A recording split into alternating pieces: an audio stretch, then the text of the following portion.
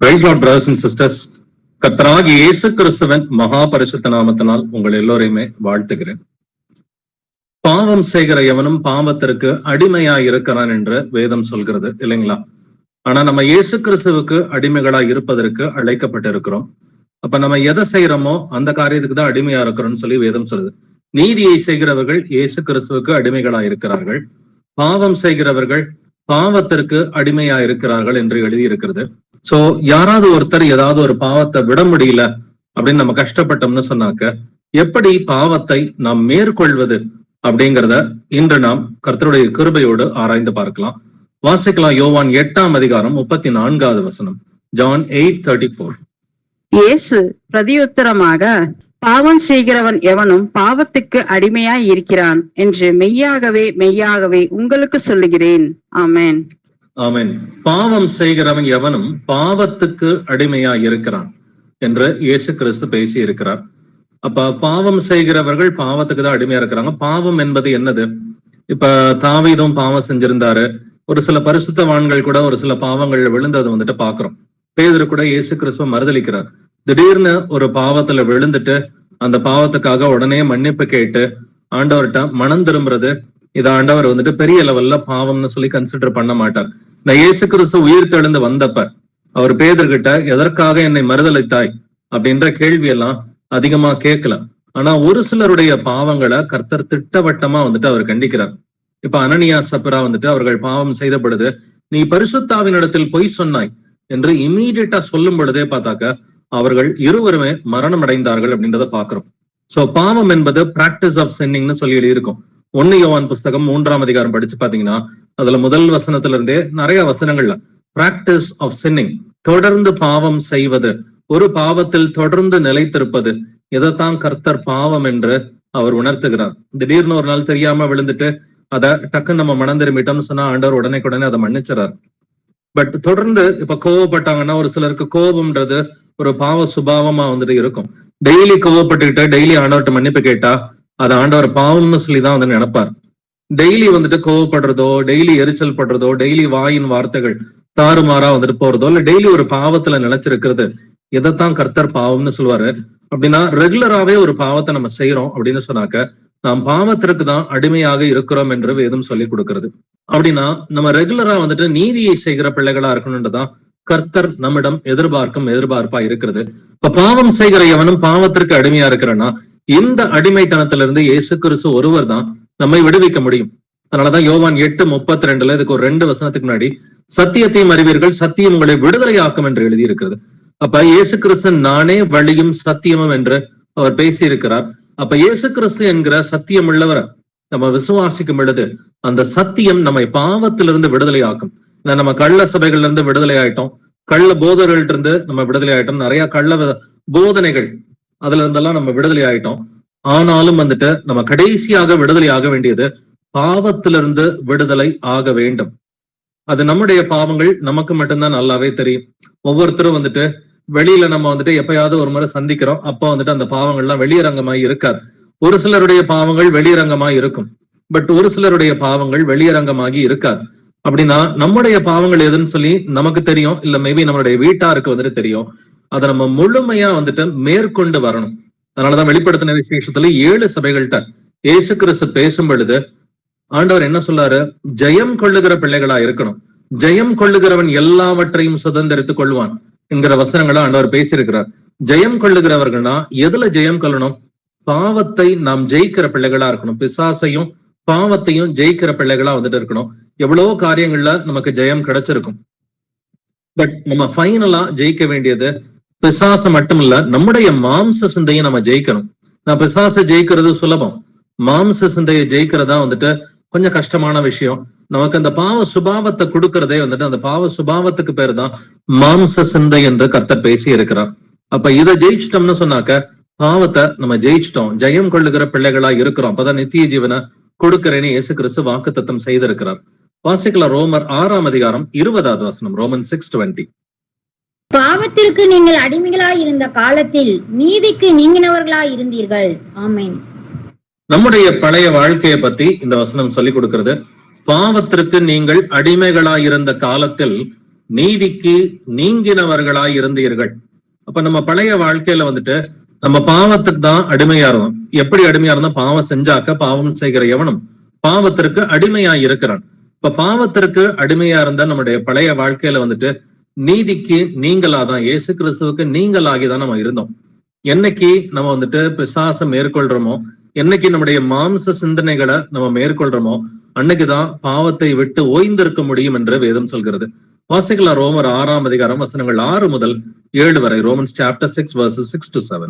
நாம் இனி பாவத்துக்கு ஊழியம் செய்யாதபடிக்கு பாவ சரீரம் ஒளிந்து போகும் பொருட்டாக நம்முடைய பழைய மனுஷன் அவரோடு கூட சிலுவையில் அறையப்பட்டது என்று அறிந்திருக்கிறோம்.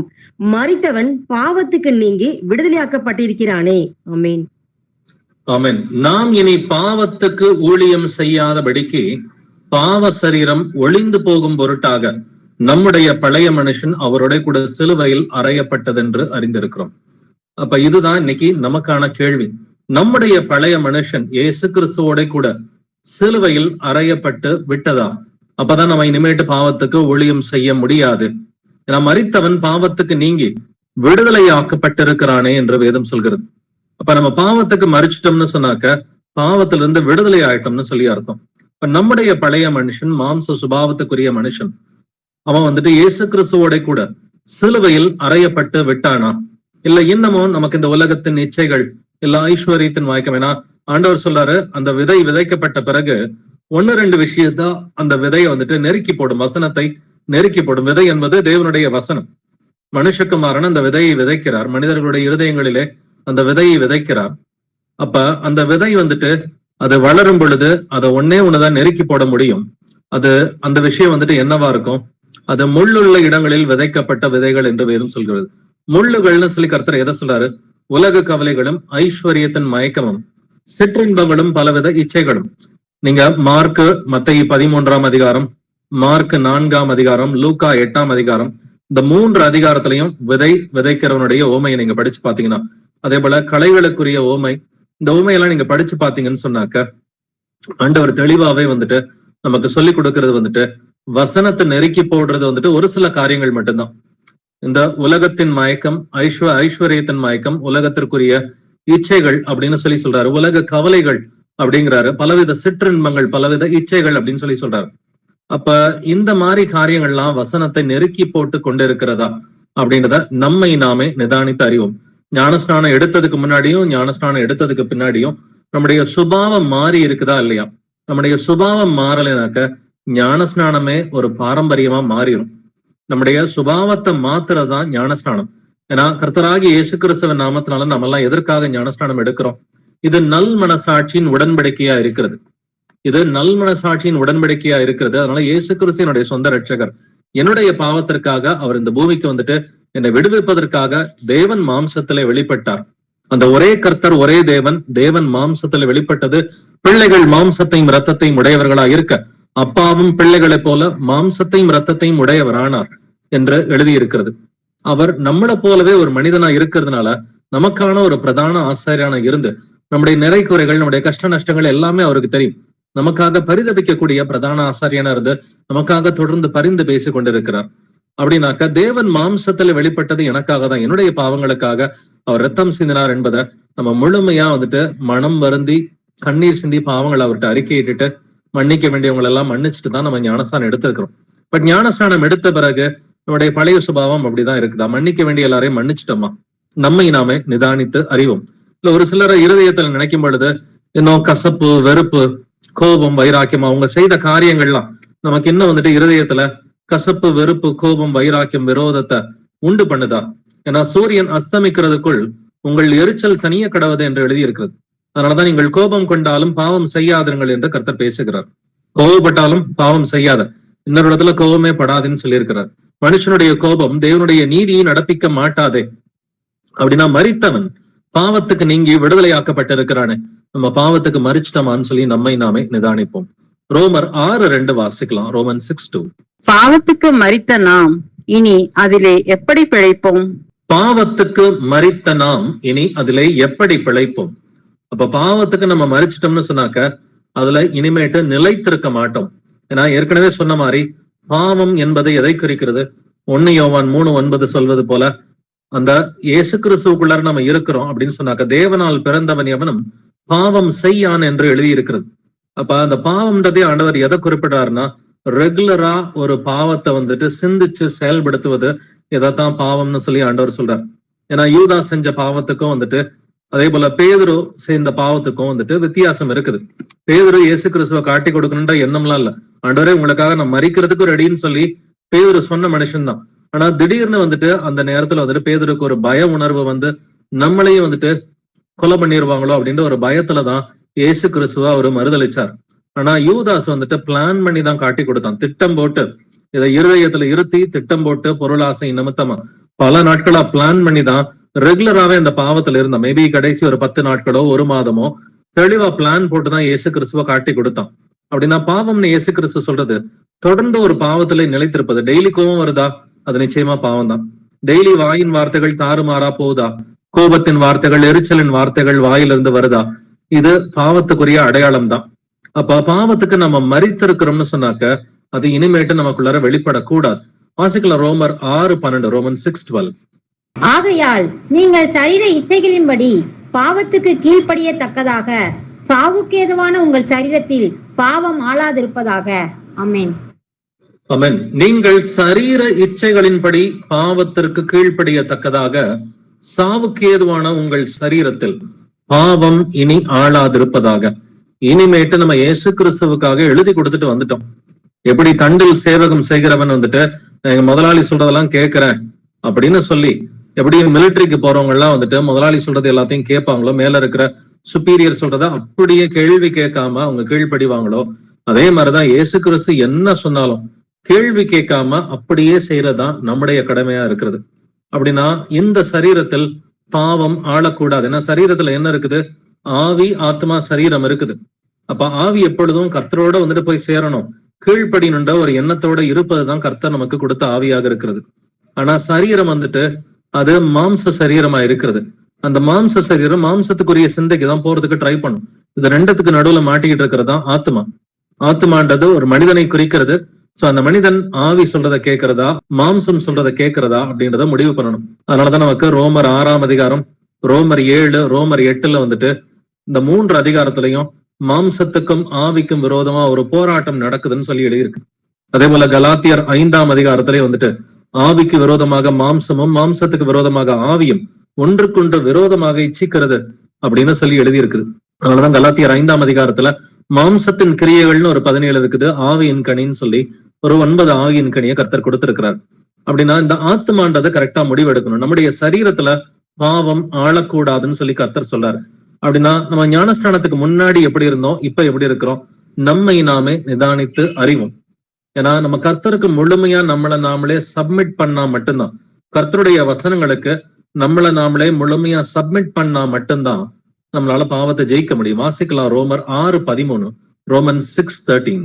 நீங்கள் உங்கள் அவயவங்களை அநீதியின் ஆயுதங்களாக பாவத்திற்கு ஒப்பு கொடாமல் உங்களை மரித்தோரிலிருந்து பிழைத்திருக்கிறவர்களாக தேவனுக்கு ஒப்பு கொடுத்து உங்கள் அவயவங்களை நீதிக்குரிய ஆயுதங்களாக தேவனுக்கு ஒப்பு கொடுங்கள். ஆமீன்.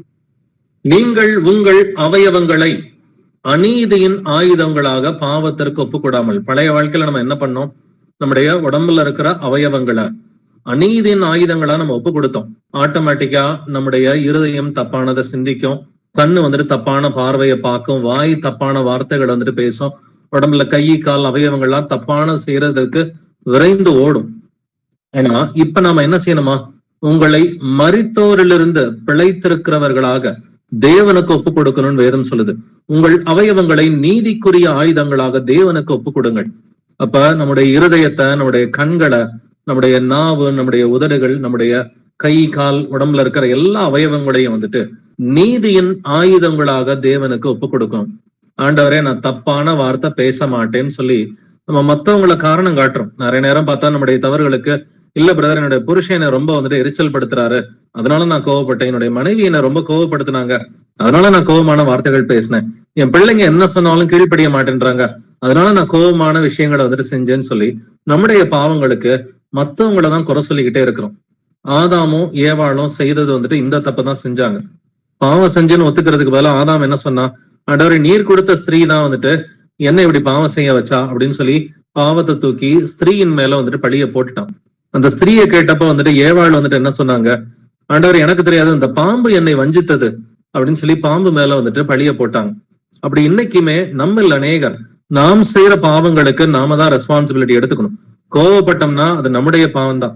இல்ல என் பையன் என்னை கோவப்படுத்தினா, என்னுடைய பொண்ணு என்னை கோவப்படுத்துச்சு, என்னுடைய கணவர், என்னுடைய மனைவி, என் மாமியாரு, என்னுடைய நாத்தனாரு அவங்க கோவப்படுத்தினாங்க, அதனாலதான் நான் இப்படி வந்துட்டு கோவப்பட்டுட்டேன்னு சொல்லி மத்தவங்களை குறை சொல்றதுக்கு ஒண்ணுமே இல்ல. நமக்கு கர்த்தர் வசனங்களை தெரியப்படுத்தி இருக்கிறார். நம்முடைய பாவங்களுக்கு என்னைக்குமே மத்தவங்களை நம்ம காரணம் காட்டவே கூடாது. நாம தான் கரெக்டா இருக்கணும். அப்படின்னா ரெகுலராவே ஒரு பாவத்துல எதுலயாவது இருக்கிறீங்களா நினைச்சு பாருங்க. என்னைக்கோ ஒரு நாள் பாவம் செஞ்சுட்டு டக்குன்னு இயேசுவே என்னை தெரியாம நான் செஞ்சுட்டேன், என்னை மன்னிச்சுங்கன்னு சொல்லி அதை கம்ப்ளீட்டா நீங்க மாத்திக்கிட்டீங்கன்னா ஒன்னும் பிரச்சனை இல்லை. கர்த்தர் நல்லவர், அதை உடனே மன்னிச்சிருவார். அதனாலதான் 1 யோவான் 5ஆம் அதிகாரத்துல சாவுக்கு ஏதுவான பாவம், சாவுக்கு ஏதுவல்லாத பாவம்னு 2 ஆண்டவர் காமிச்சிருக்கிறார். சாவுக்கு ஏதுவான பாவம்னா இது ரெகுலரா நீங்க செய்யற பாவத்துக்கு பேரு சாவுக்கு ஏதுவான பாவம். டெய்லி டிவி பார்த்தாக்க சாவுக்கு ஏதுவான பாவம் தான். டெய்லி ஆண்டவருக்கு விரோதமா ஏதாவது செஞ்சுக்கிட்டு இருந்தோம்னு சொன்னா அது சாவுக்கு ஏதுவானதான். என்னைக்காவது ஒரு நாள் தெரியாம விழுந்துட்டு டக்குன்னு மன்னிப்பு கேட்டு எந்திரிச்சிட்டீங்கன்னாக்க ஆண்டவர் வந்துட்டு கிருபை உள்ளவர், அவர் மன்னிச்சிருவார். அப்ப முழுமையா நம்முடைய அவயவங்களை நீதியின் ஆயுதங்களாக நம்ம ஒப்பு கொடுக்கணும். தேவனுக்கு அடிமைகளை ஒப்பு கொடுக்கணும். வாசிக்கலாம் ரோமர் 6:16, ரோமன் 6:16. மரணத்துக்கு ஏதுவான பாவத்துக்கானாலும் நீதிக்கு ஏதுவான கீழ்ப்படிதலுக்கானாலும் எதற்கு கீழ்ப்படியும்படி உங்களை அடிமைகளாக ஒப்பு கொடுக்கிறீர்களோ அதற்கே கீழ்ப்படுகிற அடிமைகளாய் இருக்கிறீர்கள் என்று அறியீர்களா? ஆமென். பாவமா இருந்தாலும் சரி, இல்ல கீழ்ப்படிதலான இருந்தாலும் சரி, எதற்கு கீழ்ப்படியும்படி உங்களை அடிமைகளாக ஒப்பு கொடுக்கிறீர்களோ அதற்கே கீழ்ப்படுகிற அடிமைகளா இருக்கிறீர்கள் என்று அறியீர்களா? அப்ப எதுக்கு நீங்க உங்களை வந்துட்டு ஒப்பு கொடுக்குறீங்களோ அதுக்குதான் நீங்க அடிமையா இருக்கிறீங்க. பழைய வாழ்க்கையில வந்துட்டு நம்ம இந்த உலகத்துக்காக நம்மளை ஒப்பு கொடுத்திருந்தோம். நம்மளுடைய ஒரே கோல் என்னவா இருந்திருக்கும், நல்லா சம்பாதிக்கணும், நல்லா வந்துட்டு வீடு வாங்கணும், கார் வாங்கணும், இந்த உலகத்துல பகட்டா இருக்கணும், பெருமையா இருக்கணும், வந்துட்டு மற்றவர்களுடைய பார்வையில வந்துட்டு ரொம்ப மேன்மையா இருக்கணும். இதுதான் வந்துட்டு நம்முடைய எண்ணமா இருந்திருக்கும் இல்லைங்களா? அப்படின்னா கர்த்தர் எல்லாமே தவறுன்னு சொல்லிதான் சொல்றாரு. சோ நாம வந்துட்டு இயேசுவுக்கு அடிமைகளாக நம்மை ஒப்பு கொடுத்தா மட்டும்தாங்க பாவத்துல இருந்து விடுதலை ஆக முடியும். நம்முடைய தனிப்பட்ட பாவங்கள் அது ரொம்ப அநேகருக்கு தெரிகிற மாதிரி வெளியரங்கமெல்லாம் வந்துட்டு இருக்காது. நம்முடைய தனிப்பட்ட பாவங்களை நம்ம மேற்கொள்ளணும்னு சொன்னாக்க நம்ம நீதிக்கு நம்மை நாமே ஒப்பு கொடுக்கணும். இயேசு கிறிஸ்துவின் வசனங்களை, ஆண்டவரே என்ன நடந்தாலும் சரி நான் பாவம் செய்ய மாட்டேன், நீங்க எனக்கு கிருபையை கொடுங்க, மரணமே ஏற்பட்டாலும் பாவம் செய்ய மாட்டேன், நீங்க எனக்கு கிருபையை கொடுங்கன்னு சொல்லி தானியேலை போல, ஷாத்ராக், மேஷாக், ஆபேத்நேகோவை போல, அப்போஸ்தலர்களை போல வந்துட்டு வைராக்கியம் உள்ளவர்களா இருக்கணும். வாசிக்கலாம் ரோமர் 6:19, ரோமன் 6:19. உங்கள் மாம்ச பலவீனத்து நிமித்தம் மனுஷர் பேசுகிற பிரகாரமாய் பேசுகிறேன். அக்கிரமத்தை நடப்பிக்கும்படி முன்னே நீங்கள் உங்கள் அவயவங்களை அசுத்தத்திற்கும் அக்கிரமத்திற்கும் அடிமைகளாக ஒப்பு கொடுத்தது போல இப்பொழுது பரிசுத்தமானதை நடப்பிக்கும்படி உங்கள் அவயவங்களை நீதிக்கு அடிமைகளாக ஒப்பு கொடுங்கள். ஆமென். அக்கிரமத்தை நடப்பிக்கும்படி முன்னே நீங்கள் எழுதியிருக்கு. பழைய வாழ்க்கையில நாமெல்லாம் எப்படி இருந்தோம்? உங்கள் அவயவங்களை அசுத்தத்திற்கும் அக்கிரமத்திற்கும் அடிமைகளாக ஒப்பு கொடுத்தது போல இப்பொழுது பரிசுத்தமானதை நடப்பிக்கும்படி உங்கள் அவயவங்களை நீதிக்கு அடிமைகளாக ஒப்புக் கொடுங்கள். அப்ப நம்முடைய ஆவி, ஆத்மா, சரீரத்தையும் சரீரத்துல இருக்கிற அவயவங்களையும் வந்துட்டு நம்ம பரிசுத்தத்திற்கு நடப்பிக்கும்படி நீதிக்கு அடிமைகளாக நாம் ஒப்பு கொடுக்க வேண்டும். வாசிக்கலாம் ரோமர் 6:22, ரோமன் 6:22. இப்பொழுது நீங்கள் பாவத்தினின்று விடுதலையாக்கப்பட்டு தேவனுக்கு அடிமைகள் ஆனதினால் பரிசுத்தமாக்குதல் உங்களுக்கு கிடைக்கும் பலன், முடிவோ நித்திய ஜீவன். ஆமென்.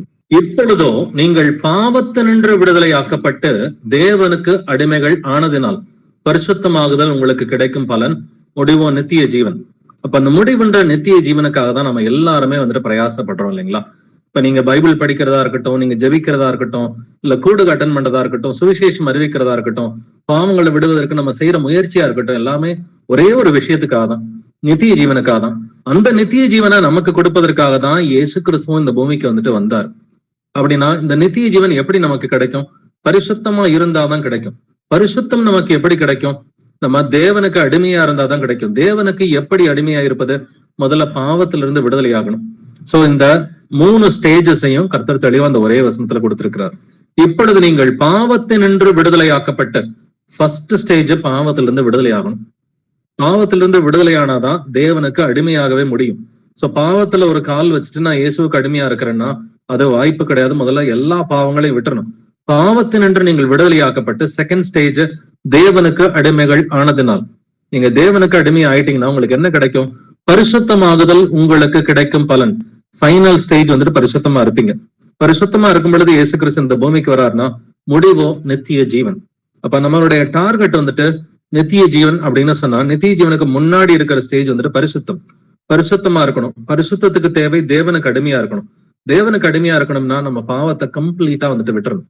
அப்ப பாவம்னா என்னது, அதை கொஞ்சம் டிஃபைன் பண்ணி பார்க்கலாம். ஏன்னா அநேகர் நினைக்கிறாங்க பாவம்னாக்க ஏதோ கொலை பண்றது, விபச்சாரம் பண்றது அப்படின்னு சொல்லி, பொய் சொல்றது, கெட்ட வார்த்தை சொல்றது, இதுதான் பாவம்னு சொல்லி நினைக்கிறாங்க. இது பாவம் தான், உண்மைதான்.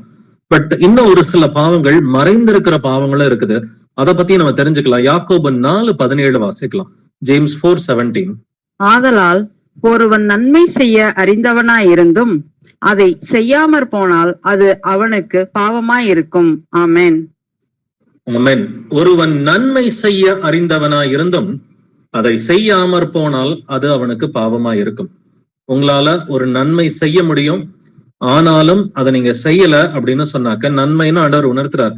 இது நன்மைதான், இதை செய்யணும் ஆண்டவர் உணர்த்துறார். அதை நீங்க செய்யாம போனாலே அது பாவமா இருக்கும்னு சொல்றார். இதுக்கு நிறைய எக்ஸாம்பிள்ஸ் நம்மளால கொடுக்க முடியும். இப்போ ஒருத்தர் உங்கள்ட்ட வந்துட்டு ஒரு கடன் கேட்கிறார். உங்களால கடன் கொடுக்கறதுக்கு திராணி இருக்குது, ஆனாலும் இல்லப்பா என்னால கொடுக்க முடியாதுன்னு சொன்னாக்க ஆண்டவர் வந்துட்டு அது பாவம்னு சொல்லி சொல்றாரு. இல்ல நீங்க ரோட்ல நடந்து போகும்பொழுது ஒரு ஏழை வந்துட்டு சாப்பாட்டுக்காக உங்கள்ட்ட ஏதாவது கேட்கிறார். இந்த சாப்பாட்டுக்குரிய சாப்பாடை வாங்கி கொடுக்கலாம், இல்லைன்னா நமக்கு நேரம் இல்லைன்னா சாப்பாட்டுக்குரிய பணத்தை கொடுக்கலாம். இதை நம்ம செய்யலைனாக்க அது அவனுக்கு பாவமா இருக்கும்னு சொல்லி கர்த்தர் சொல்றார். ஒருவன் நன்மை செய்ய அறிந்தவனாயிருந்தும் அதை செய்யாமற் போனால் அது அவனுக்கு பாவமா இருக்கும். நீங்க நன்மைன்னு தெரிஞ்சுமே அந்த சாய்ஸை நம்ம எடுக்கலன்னு சொன்னாக்க, ராங் சாய்ஸை வந்துட்டு நம்ம சும்மா இருக்கிறதே பாவம் தான். நிறைய நேரத்துல நன்மை செய்யறதுக்கு ஆண்டவர் உணர்த்துறார். உணர்த்தியுமே சும்மாவே இருந்தோம். இப்ப இன்னைக்கு பிரேயர் பண்ணுன்னு ஆண்டவர் உணர்த்துவார். பிரேயரே பண்ணலைன்னா சும்மா தான் இருப்போம். ஆனா அதுவே நமக்கு பாவமா இருக்கு. ஆனா ஆண்டவர் இருதயத்துல உணர்த்தி இருப்பார். நீ தனிப்பட்ட ஜெபம் பண்ணு, குடும்ப ஜெபம் பண்ணுன்னு ஆண்டவர் உணர்த்தி இருப்பார். ஆனாலும் அதை நம்ம செய்யாம இருந்திருப்போம் பல நாட்கள். அது நமக்கு பாவமா இருக்கும் என்று எழுதியிருக்கிறது. வாசிக்கலாம் ரோமர் 14:23.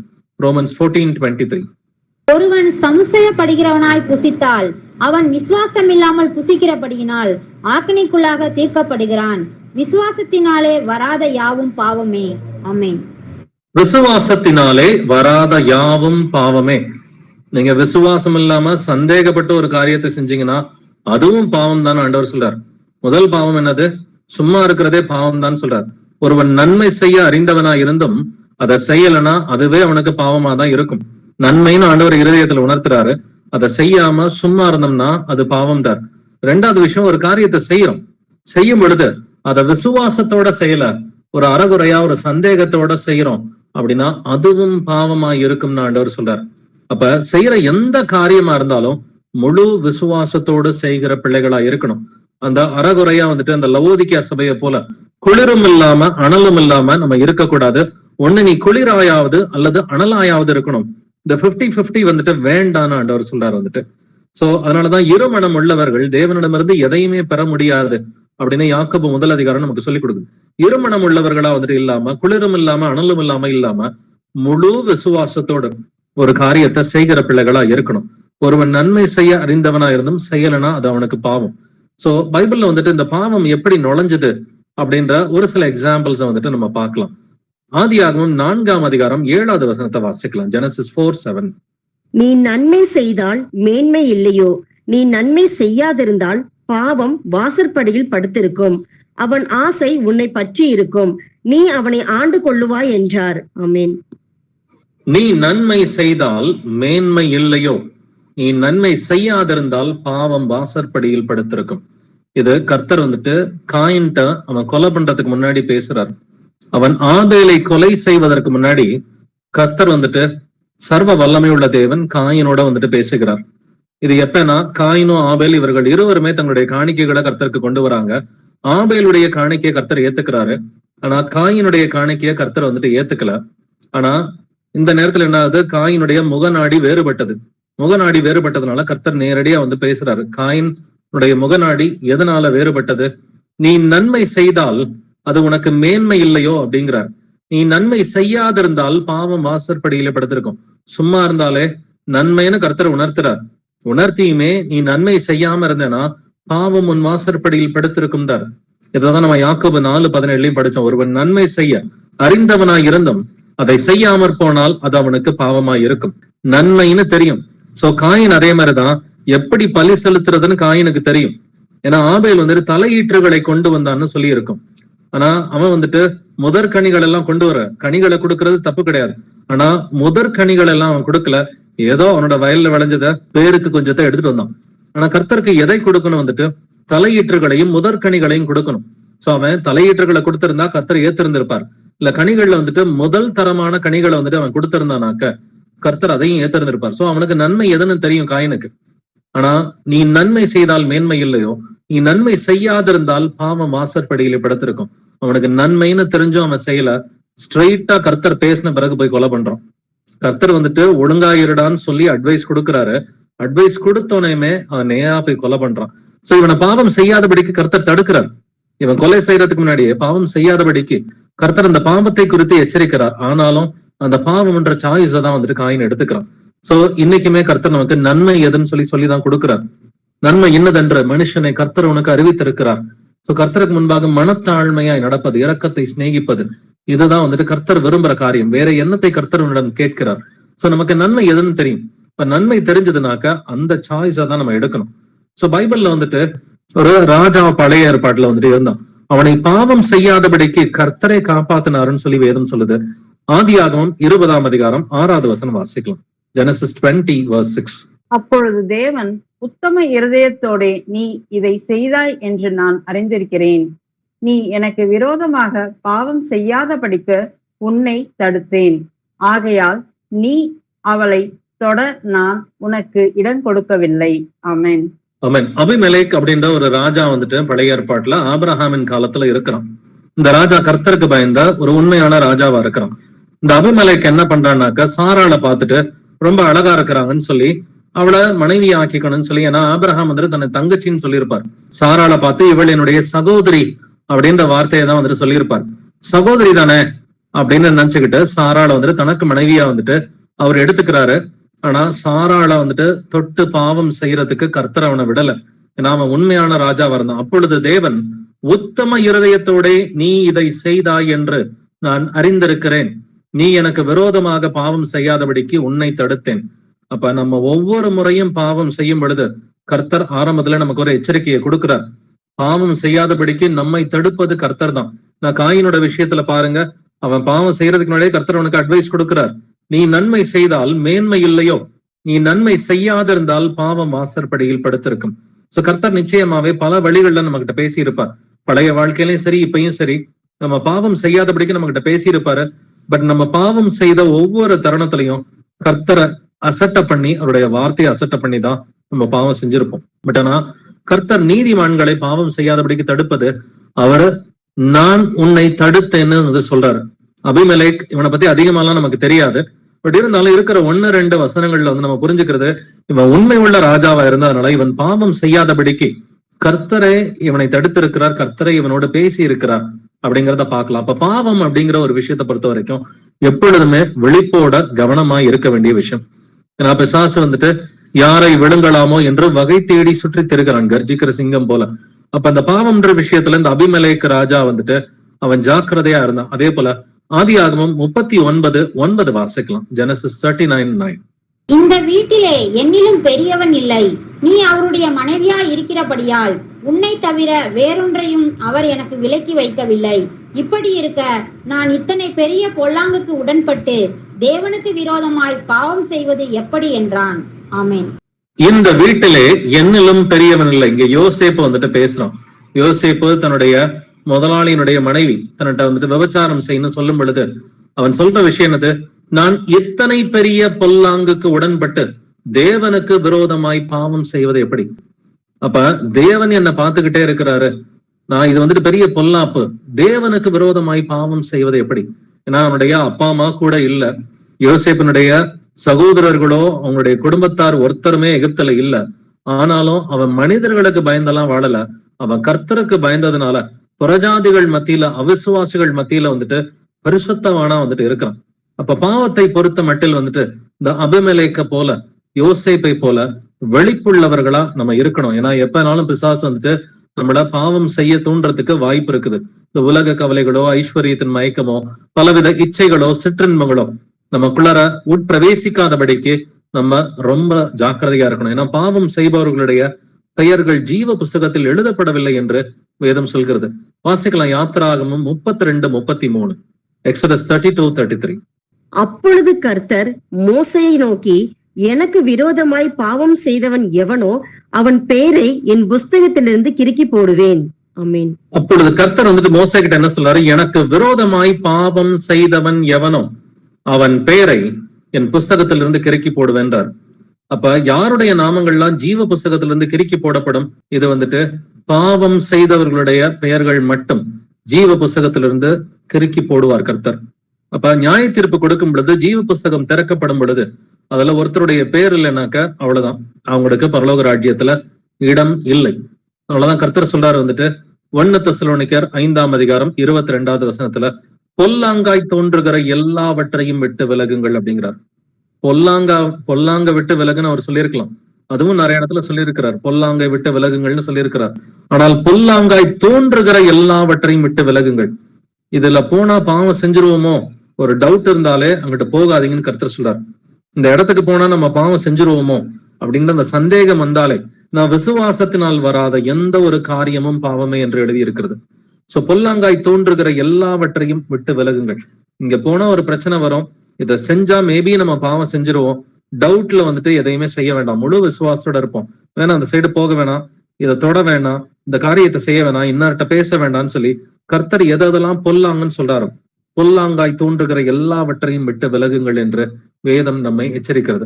வாசிக்கலாம் ரோமர் 12:9, ரோமன்ஸ் 12:9. உங்கள் அன்பு மாயமற்றதாய் இருப்பதாக, தீமையை வெறுத்து நன்மையை பற்றி கொண்டிருங்கள். ஆமென். ஆமென். நன்மையை நாம் பற்றி கொண்டிருக்கணும் அப்படின்னா ஒரே ஒரு வழிதான், தீமையை நம்ம வெறுக்கணும். அப்ப தேவனை அன்பு செய்யறதுக்கு ஒரே ஒரு வழிதான் வந்துட்டு நம்ம தீமையை வந்துட்டு வெறுக்கணும். பாவத்தை நீங்க வெறுத்தீங்கன்னா மட்டும்தான், நான் பாவம் என்னைக்கு வந்துட்டு பலபலன்னு இருக்குதோ, அது ரொம்ப என்ஜாயபிளா வந்துட்டு இருக்குதோ, அந்த பாவத்தை விடுறது ரொம்ப கஷ்டம். இப்ப நம்முடைய பழைய வாழ்க்கையில வந்துட்டு நம்முடைய தனிப்பட்ட பாவங்கள் நமக்கு தெரியும், நம்ம எதெல்லாம் அடிமையா இருந்தோம். சோ ஒரு சிலர் டிவிக்கு அடிமையா இருந்திருப்பாங்க, நாடகத்துக்கு அடிமையா இருந்திருப்பாங்க, சினிமாவுக்கு, தன்னுடைய வாயின் வார்த்தைகளை வந்துட்டு கட்டுப்படுத்த முடியாது, அதிகமா பேசுறது ரொம்ப வந்துட்டு பிடிச்ச விஷயமா இருக்கட்டும். ஒரு சிலருக்கு வந்துட்டு அப்படிதான் வந்துட்டு இருக்கும். நம்ம எதுல அடிமையா இருந்தோம் அப்படின்றது நமக்கு நல்லாவே தெரியும். இல்ல பொருளாசைக்கு ஒரு சிலர் அடிமையா இருந்திருக்கலாம், குடிக்கு அடிமையா இருந்திருக்கலாம், இந்த உலகத்தின் இச்சைகளுக்கு, ஏதாவது ஒரு இச்சைகளுக்கு, ஒரு சிற்றின்பங்களுக்கு அடிமையா இருந்திருக்கலாம். ஒரு சிலருக்கு வீடியோ கேம்ஸ் விளையாடுறது ரொம்ப ரொம்ப பிடிச்சதா இருக்கும், ஒரு சிலருக்கு கார்ட்டூன் பாக்குறது ரொம்ப பிடிச்சதா இருக்கும். அப்ப ஆண்டவர் தீமையை வெறுக்கணும், பாவத்தை வெறுக்கணும்னு சொல்றார். இதைத்தான் மோசே செஞ்சான். மோசையோட வாழ்க்கையை நீங்க படிச்சு பாத்தீங்கன்னாக்க, பழைய ஏற்பாட்டுல வந்துட்டு பார்வோனுடைய குமாரத்திக்கு அவன் புதல்வனா வந்துட்டு இருந்தான். நல்ல ஜாலியா பார்வோனுடைய அரண்மனையில சந்தோஷமாவே இருந்திருக்கலாம். ஆனா அநித்தியமான பாவ சந்தோஷங்களை அவன் வெறுத்து அப்படின்னு சொல்லி எழுதியிருக்கு. நீங்க எபிரேயர் 11 படிச்சு பாத்தீங்கன்னா, மோசே எதை வெறுத்தானா? அநித்தியமான பாவ சந்தோஷங்களை அவன் வெறுத்து தேவனுடைய ஜனங்களோட துன்பத்தை அனுபவிப்பது, அது ரொம்ப நல்ல விஷயம். அவனுடைய சாய்ஸ் பாத்தீங்கன்னா 2 சாய்ஸ் மோசேக்கு இருந்தது. நல்ல சந்தோஷமா பார்வனோட அந்த அரண்மனையில இருந்துட்டு புறஜாதிகளோட புறஜாதிகளா, நல்ல பணக்காரத்தனமா வந்துட்டு இந்த உலகத்தின்படி இச்சைகளோட நல்ல சந்தோஷமா இருந்திருக்கலாம். ஆனா அநித்தியமான பாவ சந்தோஷங்களை அவன் வெறுத்து தேவனுடைய ஜனங்களோட துன்பத்தை அனுபவிக்கிற அந்த சாய்ஸை தான் வந்துட்டு மோசே வந்துட்டு எடுத்துக்கிட்டான். அப்ப தீமைய நம்ம வெறுக்கிறோமா? இன்னமும் நமக்குள்ளார ஏதாவது ஒரே ஒரு பாவம் ஒட்டிக்கிட்டு இருக்குன்னா அந்த பாவத்தை வெறுக்கிற பிள்ளைகளா நம்ம இருக்கிறோமா? ஏன்னா நீங்க பாவத்தை வெறுத்தீங்கன்னா மட்டும்தான் தேவனை அன்பு செய்ய முடியும். அப்ப தேவனை அன்பு செய்யறதும் பாவத்தை வெறுக்கிறதும் ஒன்னோட ஒண்ணு பின்னி பிணைஞ்ச ஒரு விஷயம்தான். அப்ப இயேசு கிறிஸ்துவ நம்ம அதிகமா அன்பு செய்கிற பிள்ளைகளா இருந்தா பாவத்தை வெறுக்கிற பிள்ளைகளா வந்துட்டு இருக்கணும். பாவியை வெறுக்க கூடாது. கர்த்தர் வந்துட்டு பாவத்தை தான் வெறுக்கிறாரே ஒழிய அவர் பாவியை வெறுக்கிற தேவன் கிடையாது. பாவிகளை அன்பு செய்து இனி பாவம் செய்யாதே அப்படின்ற ஒரு விஷயத்தை தான் அடிக்கடி அவர் சொல்லுவார். அப்ப தீமையை வெறுக்கிற பிள்ளைகளா நம்ம இருக்கணும். வாசிக்கலாம் நீதிமொழிகள் 3:7, Proverbs 3:7. நீ உன்னை ஞானி என்று எண்ணாதே, கர்த்தருக்கு பயந்து தீமையை விட்டு விலகு. ஆமென். நீ உன்னை ஞானி என்று எண்ணாதே, கர்த்தருக்கு பயந்து தீமையை விட்டு விலகுன்னு சொல்லி சொல்றார். அப்ப கர்த்தருக்கு பயந்தா மட்டும்தான் தீமையை விட்டு விலக முடியும். சோ தீமையை விட்டு விலகிறதுக்கு முன்னாடி தீமையை வெறுக்கிற பிள்ளைகளா இருக்கணும். சோ தீமையை வந்துட்டு நமக்கு முதல்ல கர்த்தரை அன்பு செய்யணும், கர்த்தருக்கு பயப்படணும், வந்துட்டு கர்த்தருக்கு அன்பு செஞ்சு கர்த்தருக்கு பயப்பட்டு நம்ம தீமையை வெறுத்தா மட்டும்தான் தீமையை விட்டு விலக முடியும். ஒரு டெஸ்ட் வரும் பொழுது அந்த டெஸ்ட்ல வந்துட்டு ஈஸியா ஜெயிக்க முடியும். எதுக்கு வந்துட்டு நம்ம கர்த்தருக்கு பயப்படுகிற பிள்ளைகளா, இயேசு கிறிஸ்துவை அன்பு செய்கிற பிள்ளைகளா, தீமையை இருதயத்தில் வெறுக்கிற பிள்ளைகளா இருந்தோம்னா அந்த தீமைன்ற ஒரு டெம்டேஷன், ஒரு டெஸ்ட் வரும் பொழுது ஈஸியா அதை ஜெயிக்க முடியும். நீதிமொழிகள் 16:6 வாசிக்கலாம். கிருபையினாலும் சத்தியத்தினாலும் பாவம் நிவர்த்தியாகும். கர்த்தருக்கு பயப்படுகிறதினால் மனுஷர் தீமை விட்டு விலகுவார்கள். ஆமென். ஆமென். கர்த்தருக்கு பயப்படுகிறதுனால் மனுஷர் தீமையை விட்டு விலகுவார்கள். அப்ப தீமையை விட்டு விலகணும், ஒரு பாவத்திலிருந்து நம்ம விடுதலை ஆகணும், ஜெயிக்கணும்னா நம்ம என்ன செய்யணுமா? கர்த்தருக்கு பயப்பட்டா மட்டும்தான், இயேசு கிறிஸ்துவை அன்பு செய்தால் மட்டும்தான், தீமையை வெறுத்தால் மட்டும்தான் தீமையை விட்டு விலக முடியும். இதைத்தான் வந்துட்டு பாவங்களை ஜெயித்த யோபு வந்துட்டு சொல்றான். யோபு 28:28 மனுஷனை நோக்கி, இதோ ஆண்டவருக்கு பயப்படுவதே ஞானம், பொல்லாப்பை விட்டு விலகுவதே புத்தி என்றார். கர்த்தர் வந்துட்டு என்ன சொல்றாரு? ஆண்டவருக்கு பயப்படுவதுதான் ஞானம், பொல்லாப்பை விட்டு விலகுவதுதான் புத்தி. புத்தியான அண்டர்ஸ்டாண்டிங். இப்போ உண்மையான அண்டர்ஸ்டாண்டிங் யாருக்கிட்ட இருக்குது? பொல்லாப்பை விட்டு விலகுகிறவர்களுக்கு தான் உண்மையான அண்டர்ஸ்டாண்டிங் வந்துட்டு இருக்குது. வாசிக்கலாம் நீதிமொழிகள் 8:13. Proverbs 8:13. தீமையை வெறுப்பதே கர்த்தருக்கு பயப்படும் பயம். பெருமையையும் அகந்தையையும் தீய வழியையும் புரட்டு வாயையும் நான் வெறுக்கிறேன். ஆமென். ஆமென். தீமையை வெறுப்பதே கர்த்தருக்கு பயப்படும் பயம். சோ நம்ம தீமையை வந்துட்டு வெறுக்கிறதா இயேசு கிறிஸ்துவுக்கு பயப்படுகிற பயமா இருக்கிறது. பெருமையும் அகந்தையும் தீய வழியையும் புரட்டு வாயும் நான் வெறுக்கிறேன்னு கர்த்தர் சொல்றாரு. அப்ப தீமையை வெறுக்கிற பிள்ளைகளா நம்ம இருக்கிறோமா? அப்பதான் கர்த்தருக்கு பயப்படுறோம்னு சொல்லி அர்த்தம். இயேசு கிறிஸ்து எனக்கு பிடிக்கும், இயேசு கிறிஸ்து எனக்கு பிடிக்கும்னு சொல்லி எல்லாருமே சொல்றாங்க. பிரஜாதிகளை கேட்டாலும் எனக்கு இயேசுவை ரொம்ப பிடிக்கும்னு சொல்லுவாங்க. கிறிஸ்தவர்களை கேட்டாலும் அவரை ரொம்ப அன்பு செய்யறேன்னு சொல்லுவாங்க. பட் இயேசு கிறிஸ்துவ அன்பு செய்கிற பிள்ளைகளா இருந்தா, அவருக்கு பயப்படுகிற பிள்ளைகளா இருந்தா தீமையை நாம் வெறுக்கணும், பாவத்தை நாம் வெறுக்கணும். தீமையை வெறுப்பதே கர்த்தருக்கு பயப்படும் பயம் என்று எழுதியிருக்கிறது. சங்கீதம் 97:10 கர்த்தரில் அன்பு கூறுகிறவர்களே தீமையை வெறுத்து விடுங்கள் என்று வேதம் சொல்கிறது. அப்ப கர்த்தருக்கு நம்ம அன்பு செலுத்துறோம், இயேசுவை அன்பு செய்யற பிள்ளைகளா இருந்தா நாம தீமையை வெறுத்து விட வேண்டும் என்று வேதம் நமக்கு சொல்லிக் கொடுக்கிறது. 1 பேதுரு 3:10 வசனங்கள் 10 முதல் 11 வரை வாசிக்கலாம். 1 Peter chapter 3 verses 10-11. ஜீவனை விரும்பி நல்ல நாட்களை காண வேண்டும் என்றிருக்கிறவன் பொல்லாப்புக்கு தன் நாவையும் கவடத்துக்கு தன் உதடுகளையும் விலக்கி காத்து பொல்லாப்பை விட்டு நீங்கி நன்மை செய்து சமாதானத்தை தேடி அதை பின்தொடர கடவன். ஆமென். ஜீவனை விரும்பி நல்ல நாட்களை காண வேண்டும் என்று இருக்கிறவன். ஜீவனை விரும்பினா என்ன அர்த்தம்? நித்திய ஜீவனை நம்ம விரும்பினோம்னாக்க, நித்திய ஜீவனை விரும்பி நல்ல நாட்களை காணணும் அப்படின்னாக்க, இயேசு கிறிஸ்துவோடு கூட 1000 வருட அரசாட்சியில நல்ல நாட்களை காண வேண்டும் என்று இருக்கிறவன் பொல்லாப்புக்கு தன் நாவையும் கபடத்துக்கு தன் உதடுகளையும் விலக்கி காத்து. அப்ப பொல்லாப்புக்கு தன் நாவை வந்துட்டு விலக்கணும், அப்ப கபடத்துக்கு தன் உதடுகளை வந்துட்டு விலக்கி காப்பாத்தணும்.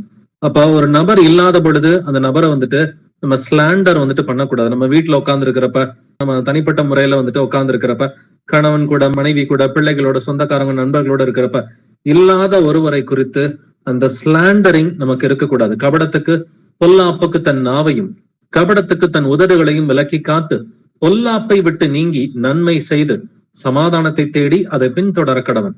சமாதானத்தை நாம தான் தேடணும், அது உங்களை தேடி வராது.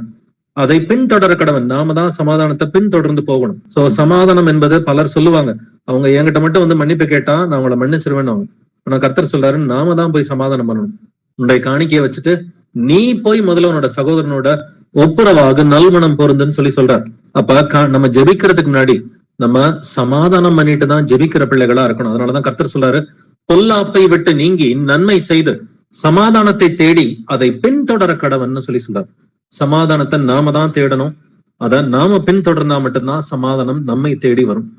இதத்தான் சங்கீதம் 34:14 தீமையை விட்டு விலகி நன்மை செய், சமாதானத்தை தேடி அதை தொடர்ந்து கொள் என்றும் எழுதியிருக்கிறது. சோ இங்க பேதுரு எழுதுறது 1 பேதுரு 3:10-11 பழைய ஏற்பாடு வசனத்தை தான் பேதுரு இங்க எழுதுறாரு. சங்கீதம் 34:14 தாவீது சொன்ன தீமையை விட்டு விலகி நன்மை செய். நம்ம நன்மை செய்யறது எப்ப முடியும்? தீமையை விட்டு விலகினாதான் முடியும். சமாதானத்தை தேடி அதை தொடர்ந்து கொள் என்று சொல்றார். யாரு கூடயாவது குடும்பத்தாரோட சமாதானம் இல்லையா?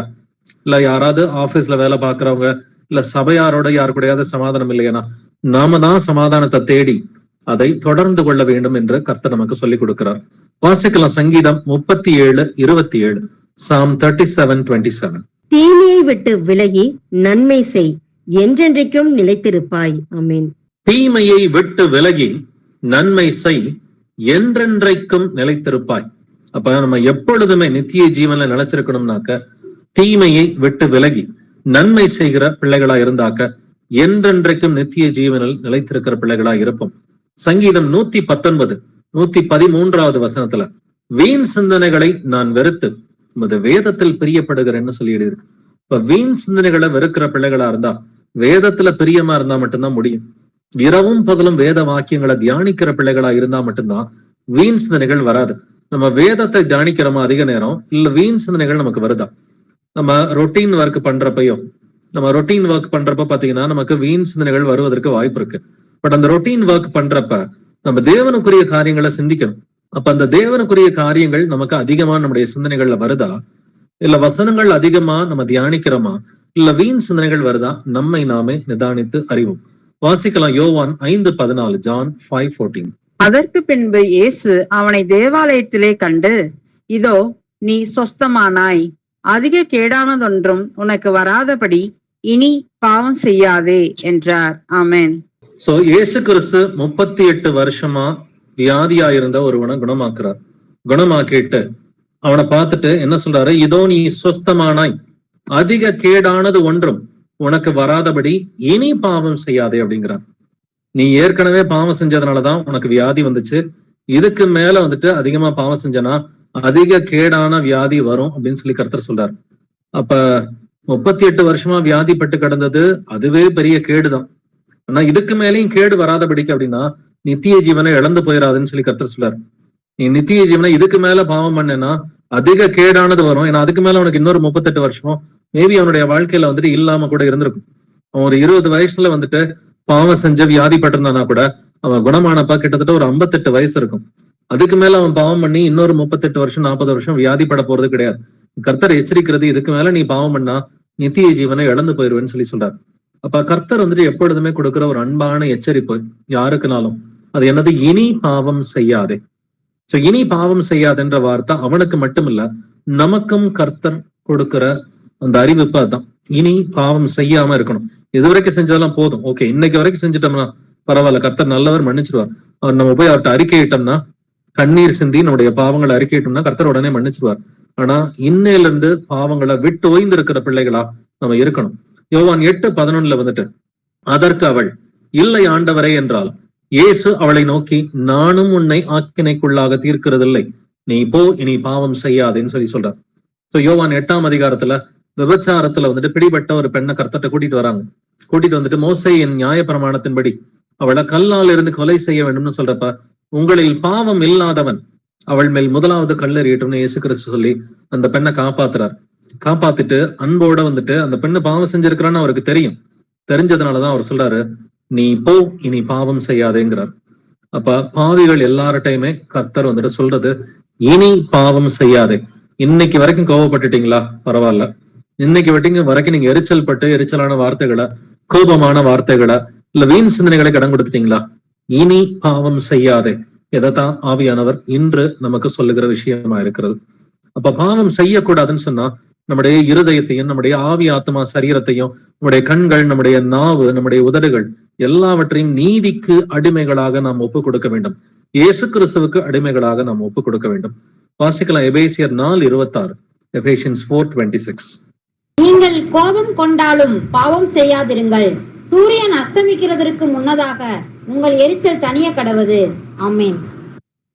நீங்கள் கோபம் கொண்டாலும் பாவம் செய்யாதிருங்கள், சூரியன் அஸ்தமிக்கிறதற்கு முன்னாக உங்கள் எரிச்சல் தனிய கடவது. அப்ப கோபப்பட்டாலும் பாவம் செய்யாம நம்ம இருக்கணும். சூரியன் அஸ்தமிக்கிறதற்கு முன்னாக உங்கள் எரிச்சல் தனிய கடவுது. திடீர்னு ஒரு நாள் உங்களுக்கு கோவம் வந்துருச்சு, திடீர்னு ஒரு மாசமா நீங்க பாவமே பண்ணாம இருக்கிறீங்க, திடீர்னு ஒரு மாசத்துல திடீர்னு ஒரே ஒரு நாள் கோவப்பட்டீங்கன்னா அதை உடனே நீங்க மன்னிப்பு கேட்டா ஆண்டவர் மன்னிச்சிருவார். ஆனா டெய்லி கோவப்படுறீங்க, இல்ல அடிக்கடி கோவப்படுறீங்க, அடிக்கடி கோவப்பட்டு அடிக்கடி எரிச்சல் பட்டு தேவையில்லாத வார்த்தைகள் வாயிலிருந்து வருதுன்னு சொன்னா அது நிச்சயமா பாவமாக தான் கர்த்தர் வந்துட்டு கருதுவார். அதனாலதான் வந்துட்டு ஆண்டவர் ஒரு சில பாவங்கள் மன்னிக்கப்படாதுன்னு அவர் சொல்லியிருக்கிறார். மத்தேயு 12:31 வாசிச்சு பாத்தீங்கன்னா, ஆதலால் நான் உங்களுக்கு சொல்லுகிறேன், எந்த பாவமும் எந்த தூஷணமும் மன்னிக்கப்படும், ஆவியானவருக்கு விரோதமான தூஷணமோ மனுஷருக்கு மன்னிக்கப்படுவதில்லை. அது என்னது ஆவியானவருக்கு விரோதமான தூஷணம் மன்னிக்கப்படுவதில்லைன்னு சொல்றாரு. நம்ம சத்தியத்தை நல்லா தெரிஞ்சுக்கிட்டு, வசனங்கள்லாம் நல்லா தெரிஞ்சுக்கிட்டு அந்த வசனத்துக்கு விரோதமா பாவம் பண்ணோம்னா அது ஆவியானவருக்கு விரோதமான தூஷணம்னு சொல்லி கர்த்தர் சொல்றார். அதனாலதான் யூதாசனுடைய பாவத்தை வந்துட்டு கர்த்தர் வந்துட்டு மன்னிக்கல, ஆனா பேதுருடைய பாவத்தை கர்த்தர் வந்துட்டு மன்னிச்சிட்டார். நீங்க பைபிள்லயே பாத்தீங்கன்னா நிறைய எக்ஸாம்பிள்ஸ் வந்துட்டு இருக்கும். காயினுடைய பாவங்கள் எதனால கர்த்தர் மன்னிக்கல? அவன் பாவம் செய்யறதுக்கு முன்னாடி கர்த்தர் போய் அவன்கிட்ட பேசுறார், நீ நன்மை செய்தால் உனக்கு மேன்மை இல்லையோ, நீ நன்மை செய்யலனா பாவம் உன் வீட்டில் வந்து படுத்துக் கொள்ளும்டார். கர்த்தர் பேசின பிறகுதான் அவன் போய் வந்துட்டு கொலையே பண்றான். அதனாலதான் பொல்லாங்கனால் உண்டான காயின்னு சொல்லி 1 யோவான் 3:12 அவனை பத்தி எழுதியிருக்கு. சோ காயின் எப்படிப்பட்டவன்? பொல்லாங்கினால் உண்டான காயினா இருக்கிறான். சோ பிசாசுனால உண்டானவன்னு சொல்லி கர்த்தர் நேரடியாக அவனை பார்த்து சொல்றாரு, அவனுடைய பாவங்கள் மன்னிக்கப்படவில்லை. யூதாசனுடைய பாவங்கள் மன்னிக்கப்படவில்லை. ஏன்னா அது ஆவியானவருக்கு விரோதமான தூஷணமாகவே மாறிவிட்டது. இன்னைக்கு நமக்கும் கர்த்தர் நல்லா சத்தியத்தை கத்துக் கொடுத்திருக்கிறார். சத்தியத்தை நல்லா தெரிஞ்சுக்கிட்டே சத்தியத்துக்கு விரோதமான ஒரு பாவத்துல ரெகுலராவே நிலைச்சிருக்கிறோம்னு சொன்னாக்க அதுக்கு மன்னிப்பு இல்லைன்னு கர்த்தர் சொல்றாரு. அதனால முடிஞ்ச வரைக்கும் நமக்கு எந்தெந்த வசனத்தெல்லாம் கர்த்தர் கத்துக் கொடுத்திருக்கிறாரோ நம்ம அந்த வசனங்கள் எல்லாத்துக்குமே அப்படியே கீழ்ப்படுகிற பிள்ளைகளா இருக்கணும். வாசிக்கலாம் எபிரேயர் 10 வசனங்கள் 26 முதல் 29 வரை. Hebrews chapter 10 verses 26 to 29. சத்தியத்தை அறியும் அறிவை அடைந்த பின்பே நாம் மனப்பூர்வமாய் பாவம் செய்கிறவர்களாய் இருந்தால் பாவங்களின் நிமித்தம் செலுத்தத்தக்க வேறொரு பழி இனி இராமல் நியாய தீர்ப்பு வரும் என்று பயத்தோடு எதிர்பார்க்குதலும் விரோதிகளை பட்சிக்கும் கோபாக்கினையுமே இருக்கும்.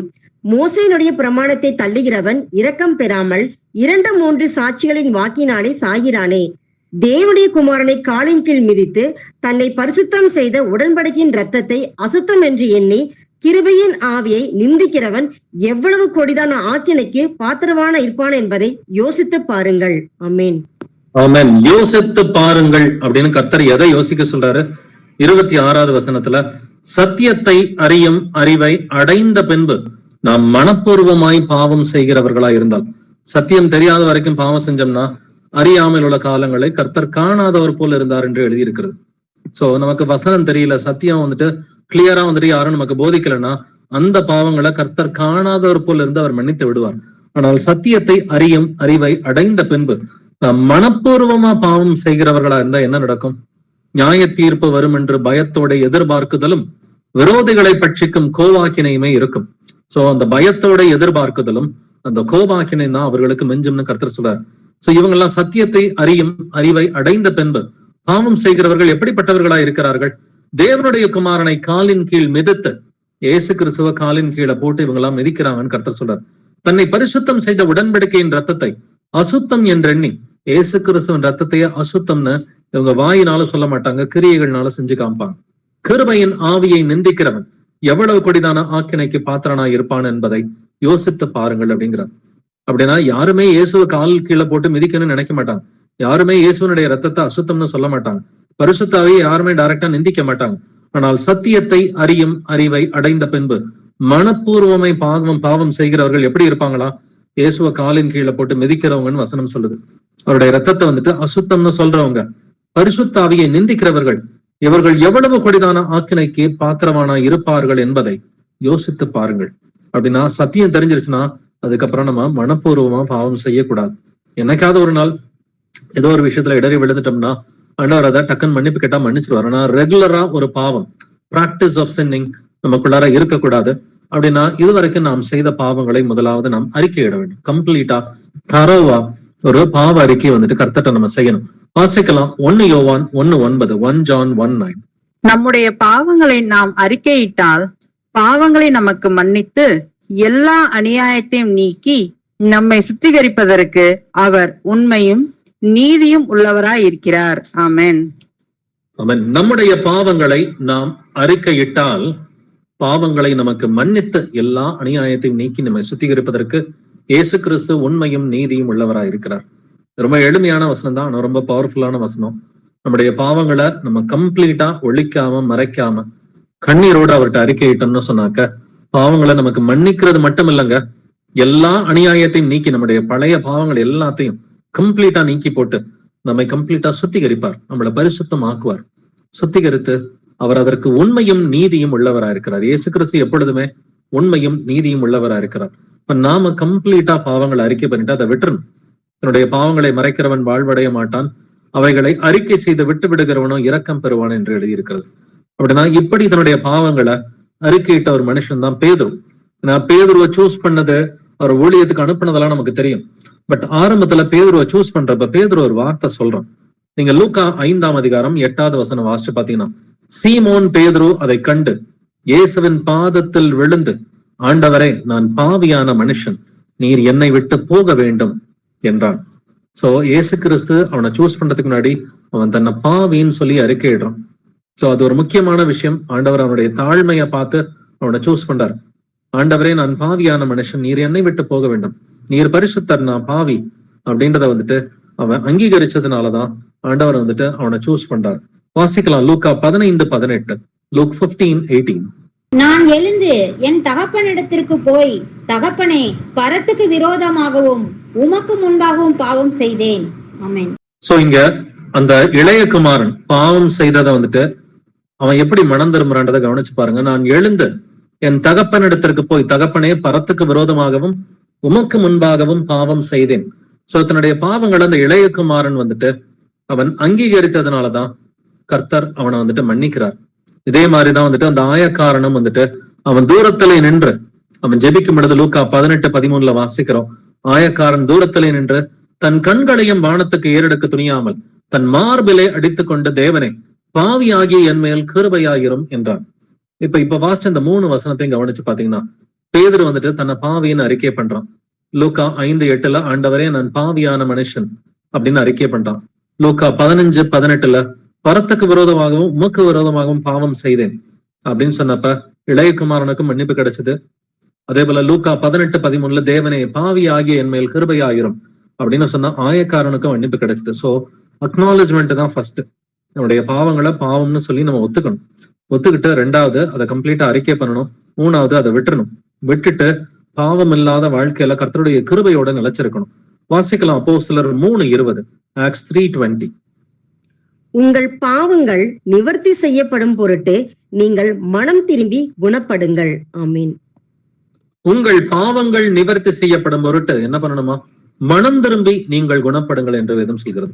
இப்ப மனம் திரும்பணும்னா ஆண்டவர் சுகத்தை கொடுப்பார். அது ஆவியில தேவைப்பட்டா ஆவியில சுகத்தை கொடுப்பார், ஆத்மாவில தேவைப்பட்டுச்சுன்னா ஆத்மாவில கொடுப்பார், இல்ல சரீரத்துல சுகம் தேவைப்பட்டாக்க சரீரத்துல நமக்கு சுகத்தை கொடுப்பார். சோ எங்க நமக்கு சுகம் தேவையோ, உங்கள் பாவங்கள் நிவர்த்தி செய்யப்படும் பொருட்டு நீங்கள் மனம் திரும்பி குணப்படுங்கள் என்று கர்த்தர் சொல்றார். இப்ப நம்ம எதுல எல்லாம் மனம் திரும்பணுமோ அவ எல்லாவற்றையும் 1 யோவான் 1:9 சொல்வது போல கர்த்தரிடம் அறிக்கை செய்கிற பிள்ளைகளா இருக்கணும். அறிக்கை செஞ்சுட்டு அதை கம்ப்ளீட்டா நம்ம விட்டுறணும். சோ இப்படிதான் குணப்பட முடியும்னு சொல்லி பேதுருவும் எழுதி இருக்கிறாரு. 1 பேதுரு 2:24 நமக்கு நல்லா தெரிஞ்ச வசனம் தான்.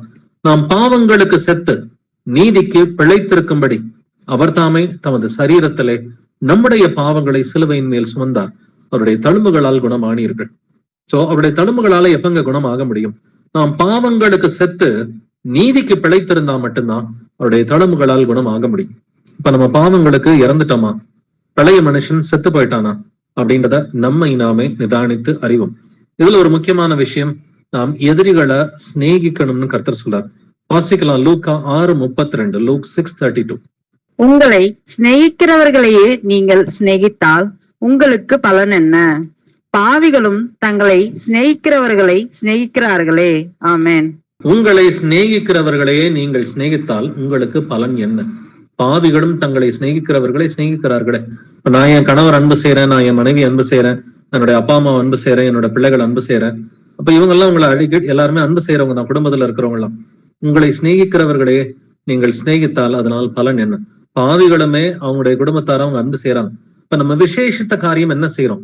உங்களுடைய சத்துருக்களை சிநேகியுங்கள், உங்களை சபிக்கிறவர்களை ஆசீர்வதிங்கள், உங்களை நிந்திக்கிறவர்களுக்காக ஜெபம் பண்ணுங்கள் என்று எழுதியிருக்கிறது. இதை செய்யறோமா? நம்மளை திட்டுறவங்களை, நம்மளை நிந்திக்கிறவங்களுக்காக நாம் ஜெபம் செய்கிறோமான்னு சொல்லி நம்மை நாமே நிதானித்து அறிவோம். லூக்கா 6:33 இதேதான் கர்த்தர் சொல்லாரு. உங்களுக்கு நன்மை செய்கிறவர்களுக்கே நீங்கள் நன்மை செய்தால் உங்களுக்கு பலன் என்ன? பாவிகளும் அப்படி செய்கிறார்களே. நன்மை செய்யறவங்களுக்கே நன்மை செய்தா அதனால என்ன பலன்? பாவிகளும் அப்படி செய்கிறார்களே. இப்ப நம்ம விசேஷத்த காரியங்களை செய்யணும் அப்படின்னா சத்துருக்களை சிநேகிக்கணும்.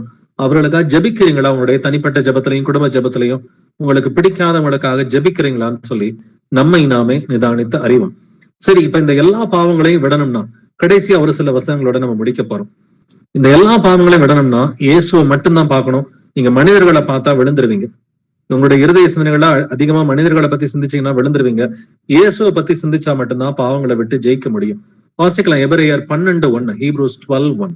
ஆகையால் மேகம் போன்ற இத்தனை திரளான சாட்சிகள் நம்மை சூழ்ந்து கொண்டிருக்க பாரமான யாவற்றையும் நம்மை சுற்றி நெருங்கி நிற்கிற பாவத்தையும் தள்ளிவிட்டு விசுவாசத்தை துவக்குகிறவரும் முடிக்கிறவருமாயிருக்கிற இயேசுவை நோக்கி நமக்கு நியமித்திருக்கிற ஓட்டத்தில் பொறுமையோட ஓடக்கடவோம். ஆமென். பாரமான யாவற்றையும் நம்மை சுற்றி நெருங்கி நிற்கிற பாவத்தையும் தள்ளிவிட்டு, உங்களுக்கு எதெல்லாம் பாரமா இருக்குதோ அதெல்லாம் தள்ளி விட்டுருங்கன்றார். நெருங்கி நிற்கிற பாவத்தையும் தள்ளி விட்டுருங்க. தள்ளி விட்டுட்டு விசுவாசத்தை துவக்குகிறவரும் முடிக்கிறவரும் இயேசு கிறிஸ்து தான். அந்த இயேசுவை நோக்கி பொறுமையோட ஓடக்கடவும். நீங்க இந்த நித்திய ஜீவன் அடையணும்னா இந்த வாழ்க்கை முடிகிற வரைக்கும், இயேசு கிறிஸ்துவின் வருகை மட்டும் இல்ல, நாம இறக்குற வரைக்கும் ரெண்டுல ஏதாவது ஒண்ணு நடக்கணும். அப்படின்னா அது வரைக்கும் வந்துட்டு பொறுமையோட பாவம் இல்லாமல் நம்ம ஓடணும்னாக்க இயேசு கிறிஸ்துவ தான் நீங்க நோக்கணும். ஏன்னா அவர் தான் நம்முடைய விசுவாசத்தை துவக்குகிறவர், அவர் தான் நம்முடைய விசுவாசத்தை முடிக்கிறவர். ஏன்னா அவர் வந்துட்டு பாவிகளுடைய விபரீதங்களை அவர் சகித்தார். அதனால நாமளும் வந்துட்டு பாவிகளுடைய விபரீதங்களை சகிக்கணும்னு சொல்லி எழுதியிருக்குது. வாசிக்கலாம் எபிரேயர் 12:3, Hebrews 12:3. ஆகையால் நீங்கள் இளைப்புள்ளவர்களாய் உங்கள் ஆத்துமாக்களில் சோர்ந்து போகாதபடிக்கு தமக்கு விரோதமாய் பாவிகால் செய்யப்பட்ட இவ்விதமான விபரீதங்களை சகித்த அவரையே நினைத்துக் கொள்ளுங்கள். ஆமென். அவரையே நினைத்துக் கொள்ளுங்கள். சோ அவர் என்ன செஞ்சாரு? உங்கள் ஆத்துமாக்களில் சோர்ந்து போகாதபடிக்கு தமக்கு விரோதமாய் பாவிகளால் செய்யப்பட்ட விதமான விபரீதங்களை சகித்த அவரையே நினைத்துக் கொள்ளுங்கள். இயேசு கிறிஸ்து பாவிகள் செய்த விபரீதங்களை சகித்தார். அப்படின்னா உங்களுக்கு விரோதமா யாராவது பாவிகள் விபரீதங்கள் செய்யும் பொழுது உங்க ஆத்மா சோர்ந்து போயிடும். எப்பயாவது வந்துட்டு என்ன அவருக்கு நல்ல சத்தியம் தெரியும், அவரே இப்படி இருக்கிறாரு அப்படின்னு சில நேரம் சோர்ந்து போயிருவீங்க. ஆனா சோர்ந்து போகாதபடிக்கு யாரு வேணா எப்ப வேணா பின்வாங்கி போகலாம் இல்லைங்களா? அதனால உங்கள் ஆத்மாக்களில் சோர்ந்து போகாதபடிக்கு தமக்கு விரோதமாய் பாவிகளால் செய்யப்பட்ட விதமான விபரீதங்களை சகித்த அவரையே நினைத்துக் கொள்ளுங்கள். சகிக்கணும்னு கர்த்தர் சொல்றார். இந்த சகிப்புத்தன்மைன்றது வந்துட்டு நம்ம இந்த நீடிய பொறுமையோட ஓடக்கூடிய ஓட்டத்துல ரொம்ப முக்கியமான ஒரு விஷயம். மத்தவங்க செய்யற பாவத்தை சகிக்கக்கூடிய ஒரு ஆட்டிடியூட் வேணும். இல்ல அவங்களுக்கு கிறிஸ்தவங்க தானே, அவங்களுக்கு இது தெரியாதா, அவங்களுக்கு வசனம் தெரியுமே அப்படின்ற ஆர்குமெண்ட் வரக்கூடாது. அவங்க பாவம் செஞ்சாங்கன்னா அதை நம்ம சகிக்கலாம். ஏன்னா அவங்கள்ட்ட அன்போட சுட்டி காமிக்கலாம். வந்துட்டு அப்படியே அவங்க கேட்கலன்னு சொன்னாக்கா தொடர்ந்து சகிக்கிற பிள்ளைகளா இருக்கணும். இயேசு கிறிஸ்து இப்படிப்பட்ட விபரீதங்களை சகித்த தேவனா இருக்கிறார். அதனால அவரையே நினைத்துக் கொள்ளுங்கள் என்று வேதம் சொல்கிறது. சோ அதனாலதான் 1 பேதுரு 4:8 எல்லாவற்றிற்கும் மேலாக ஒருவரில் ஒருவர் ஊக்கமான அன்புள்ளவர்களாய் இருங்கள், அன்பு திரளான பாவங்களை மூடும். அப்படின்னா ஒரு சிலர் பாவம் செய்யலாம். நம்மளை சுத்தி இருக்கிறவங்கள குடும்பத்தாரோ இல்ல வந்துட்டு நண்பர்களோ ஆபீஸ்ல வேலை செய்யறவங்களோ ஈவன் சபையார்ல 1-2 பேர் கூட வந்துட்டு பாவம் செய்கிறவர்களா இருக்கலாம். பட் அந்த பாவத்தை அன்போடு கூட நம்ம சுட்டி காட்டலாம். அப்படி இல்லைன்னா அதை சகிக்கிற பிள்ளைகளா வந்துட்டு நாம இருக்கணும். சோ சகிக்கிற பிள்ளைகளா இருந்தா மட்டும்தான் இந்த பொறுமையான ஓட்டத்துல ஓட முடியும். அப்படின்னா பாவம் என்பது என்னன்றதை மீண்டுமா ஒரு முறை நம்ம தெரிஞ்சுக்கிட்டு இந்த பைபிள் ஸ்டடியை நம்ம முடிக்கலாம். 1 யோவான் 3:9 வாசிக்கலாம். 1 John 3:9. தேவனால் பிறந்த எவனும் பாவம் செய்யான், ஏனெனில் அவருடைய வித்து அவனுக்குள் தரித்திருக்கிறது. அவன் தேவனால் பிறந்தபடியினால் பாவம் செய்ய மாட்டான். ஆமென். தேவனால் பிறந்த எவனும் பாவம் செய்யான். இதை நீங்க ESV எல்லாம் படிச்சு பாத்தீங்கன்னா பிராக்டிஸ் ஆஃப் சின்னிங், பாவம்ன்றது பிராக்டிஸ் ஆஃப் சின்னிங், தொடர்ந்து ஒரு பாவத்தில் நிலைத்திருப்பது. இதைத்தான் ஆண்டவர் வந்துட்டு பாவம்னு சொல்றார். சோ தேவனால் பிறந்த எவனும் பாவம் செய்யான், ஏனெனில் அவருடைய வித்து அவனுக்குள் தரித்திருக்கிறது. இப்ப வித்துனா என்னது? தேவனுடைய வசனம். விதை என்பது தேவனுடைய வசனம். தேவனுடைய வசனம் நம்முடைய இருதயத்துல தரித்திருக்கிறப்ப தொடர்ந்து ஒரு பாவத்துல நம்ம நிலைச்சிருக்க மாட்டோம்.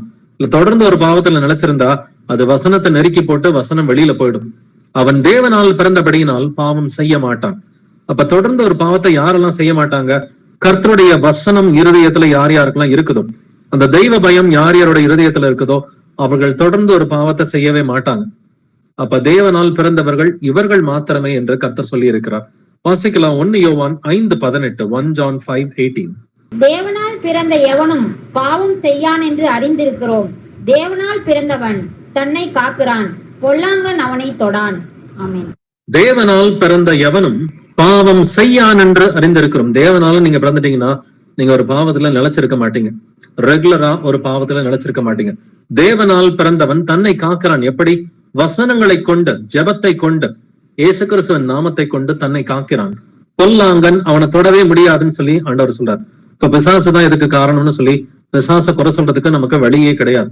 ஏன்னா உங்களுக்கு வசனம் தெரியும், உங்களால ஜெபிக்க முடியும், உங்களுக்கு இயேசுவின் நாமத்திற்குரிய வல்லமையும் கர்த்தர் கத்துக் கொடுத்திருக்கிறார். அப்படின்னாக்க இது எல்லாத்தையும் நம்ம பயன்படுத்தி, இயேசுவின் நாமத்தின் வல்லமையை பயன்படுத்தி, வசனங்கள் இருதயத்துல இருக்குது, அதை தியானிச்சு இந்த தெய்வ பயத்தோட இருந்து நம்ம பாவத்தை மேற்கொள்றதுக்கு நம்ம ஜெபிச்சோம்னு சொன்னா நிச்சயமாக எந்த பாவமா இருந்தாலும் நம்மளால மேற்கொள்ள முடியும்னு கர்த்தர் சொல்றார்.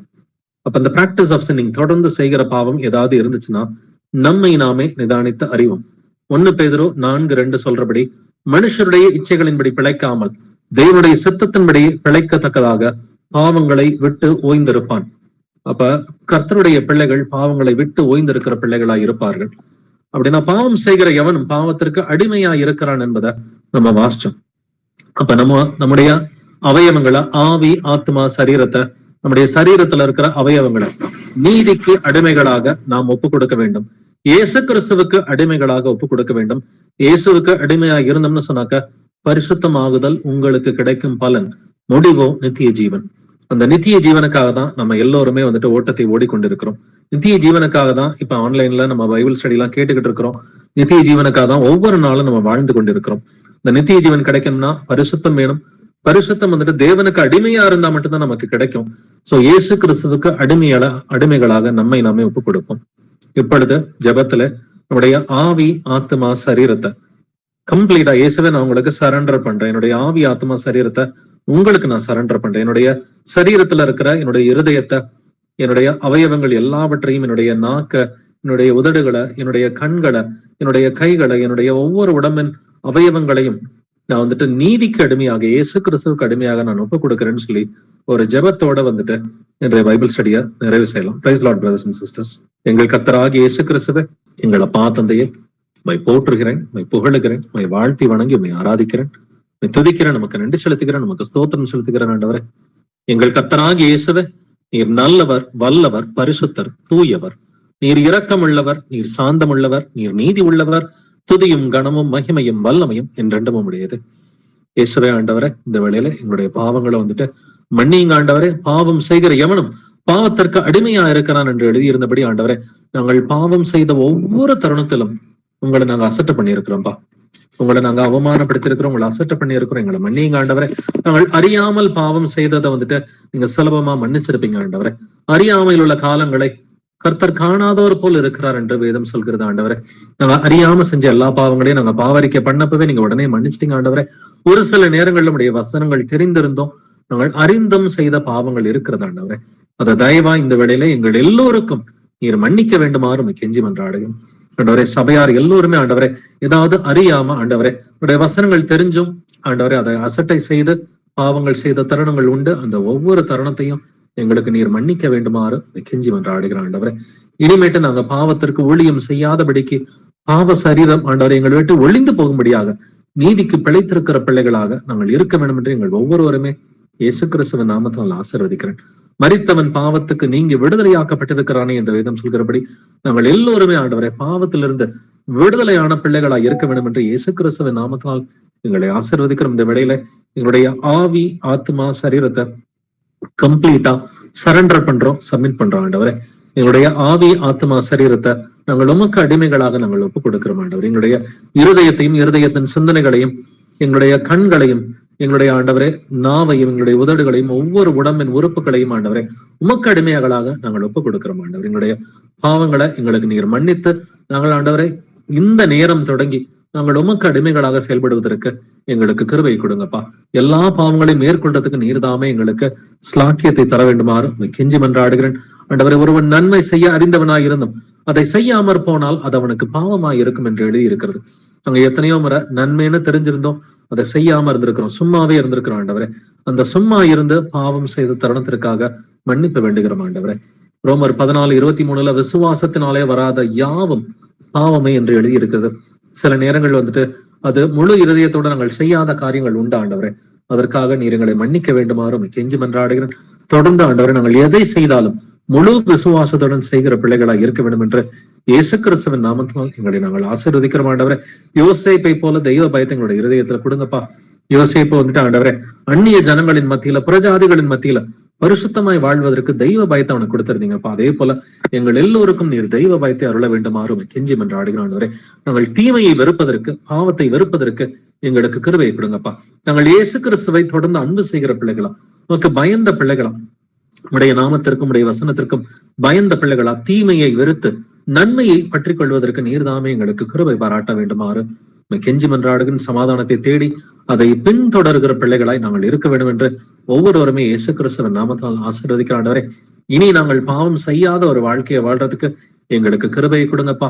தேவனால் பிறந்த எவனும் பாவம் செய்யான் என்று எழுதியிருக்கிறபடி நாங்கள் தேவனால் பிறந்த பிள்ளைகளா, இயேசு கிறிஸ்துவின் நாமத்தினால் பிறந்த பிள்ளைகளா வந்துட்டு இனி பாவம் செய்யாத பிள்ளைகளாய் நாங்கள் இருக்க வேண்டும் என்று எங்கள் ஒவ்வொருவருமே ஆசீர்வதிக்கிறேன்.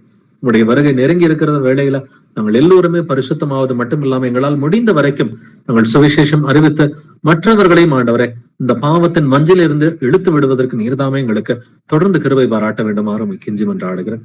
துதிகன மகிமையெல்லாம் இயேசுவே ஒருவருக்கே உண்டாவதாக. இந்த ஜெபங்களை என்னுடைய கர்த்தராகிய இயேசு கிறிஸ்துவின் மகா பரிசுத்தத்தினால் ஏறெடுக்கிறேன் ஜீவனுள்ள எங்கள் நல்ல பிதாவே, ஆமென். யாருக்காவது பிரேயர் ரிக்வெஸ்டோ அல்லது சாட்சிகள் இருந்தா சபையாரோட நம்ம ஷேர் பண்ணிக்கலாம். பிரேயர் ரிக்வெஸ்ட் இருந்தா எல்லாரும் ஒன்னா சேர்ந்து ஜெபிக்கலாம். சாட்சிகள் இருந்தா எல்லாருமே சேர்ந்து கர்த்தருக்கு நன்றி சொல்லலாம். அந்த திருச்சி மீட்டிங்கு போயிட்டு வந்தப்போல இருந்து நான் வந்து சுகர் டேப்லெட்ஸ் எடுக்கிறதெல்லாம் ஸ்டாப் பண்ணிட்டேன் பிரதர். ஏசாப்பா கூட நன்றி 10 இயர்ஸா எடுத்துட்டு இருந்தேன். அது வந்து இப்போ அந்த ஃபேத் வந்து எனக்குள்ள வந்தது பிரதர். வீட்டுக்காரும் அப்படியே அமைதியா இருக்கபடி கண்ட்ரோல் பண்ற மாதிரி ஏசப்பா எனக்கு ரூபாய் கொடுத்துருக்காங்க பிரதர். தொடர்ந்து வரணும் ஏசப்பாக்குள்ள, பெரிய பொண்ணு வரணும் பிரதர். அதுக்காக வசனம் எல்லாம் சொல்லிட்டு வரேன். அதுக்கும் ஏசப்பாக்கு ரூபாய் கொடுத்துருக்காங்க பிரதர். கொடான் கோடி நன்றி. அப்புறம் ஒரு கடை பிரச்சனையில இருந்து வெளியே வந்துட்டோம் பிரதர். அத 10 lakhs கொடுக்கப்படி ஏசப்பாக்கு ரூபாய் கொடுத்தாங்க. எல்லாத்துக்கும் ஏசப்பாக்கு நன்றி. எல்லா பிரதர் சிஸ்டருக்கும் நன்றி தெரிவிச்சுக்கிறேன். கர்த்தர் நல்லவர். அவர் மேல தொடர்ந்து விசுவாசமா இருந்தா ஒரு 3 விஷயம் சிஸ்டர் ஷேர் பண்ணாங்க. ஒண்ணு, 10 வருஷமா சுகருக்கு டேப்லெட் சாப்பிட்டுட்டு இருந்தாங்க. விசுவாசத்தோட அதை விட்டதுனால வந்துட்டு டேப்லெட் சாப்பிடாமலே ஆண்டவர் வந்துட்டு உடம்ப பாதுகாக்கிறாரு. அது ஒரு பெரிய சாட்சி. அது 10 வருஷம் சுகர் டேப்லெட் எடுத்துட்டு திடீர்னு விட்டோம்னாக்க ஆண்டவர் வந்துட்டு கிருபையா இருக்கிறதுனால அந்த சுகத்தை கொடுத்திருக்கிறாரு. ஆண்டவருக்கு நன்றி. 2வது வந்துட்டு கணவரும் அந்த மூத்த பிள்ளையும் வந்துட்டு அவங்களுக்கு எல்லாம் வசனம் சொல்றதுக்கு கர்த்தர் கிருபையை கொடுத்திருக்கிறாரு. கொஞ்சம் கொஞ்சமா அவங்க வசனத்துல ஸ்லோவா வந்துட்டு ஏத்துக்கிறாங்க.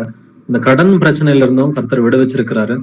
அது கடனா இருக்கலாம், இல்ல உடம்புல இருக்கிற வியாதியா இருக்கலாம், இல்ல குடும்பத்துல இருக்கிற பிரச்சனையா இருக்கலாம். 3 விதமான பிரச்சனைகள் தான்.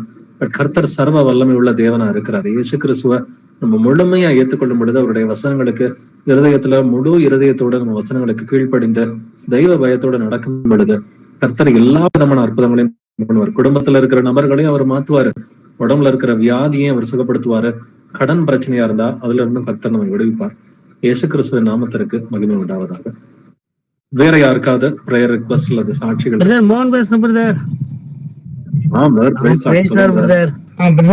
ஒரு நம்ம ஃப்ரெண்ட் ஒருத்தர் இருக்காரு, அவரு ஆட்டோ ஓட்டுவார் பிரதர். அவருக்கு வந்து கொஞ்ச நாளா உடம்பு சரியில்லை. அவருக்கு நம்ம சர்ச்சுக்கு போறது, நம்ம இயேசு பத்தி சொல்றது அவர் வந்து அவ்வளோ இது பண்ணிக்க மாட்டாரு. ஆனா கொஞ்ச நாளா வந்து நான் என்ன பண்ணுவேன், இயேசு பத்தி சொல்லுவேன் இது மாதிரி. நான் அப்புறம் என்ன சொல்லுவாரு, அப்படி கம்முன்னு கேட்டுக்குவார், பேசலாம் மாட்டாரு. அப்புறம் என்ன பண்ண, நம்ம இக்மூர்ல ஒரு நாள் மீட்டிங் வச்சிடலாம் பிரதர். அப்புறம் சொன்னேன், கோபி நீ வாங்க, சும்மா வாங்க, சவாரிக்குது. Christian meeting கூட்டம்லாம் வரமாட்டாரு. சரி வாங்கன்னு கூப்பிட்டு பிரதர். சரி கொஞ்சம் ஆட்டோல சவாரி ஏற்றினா முடியுமா?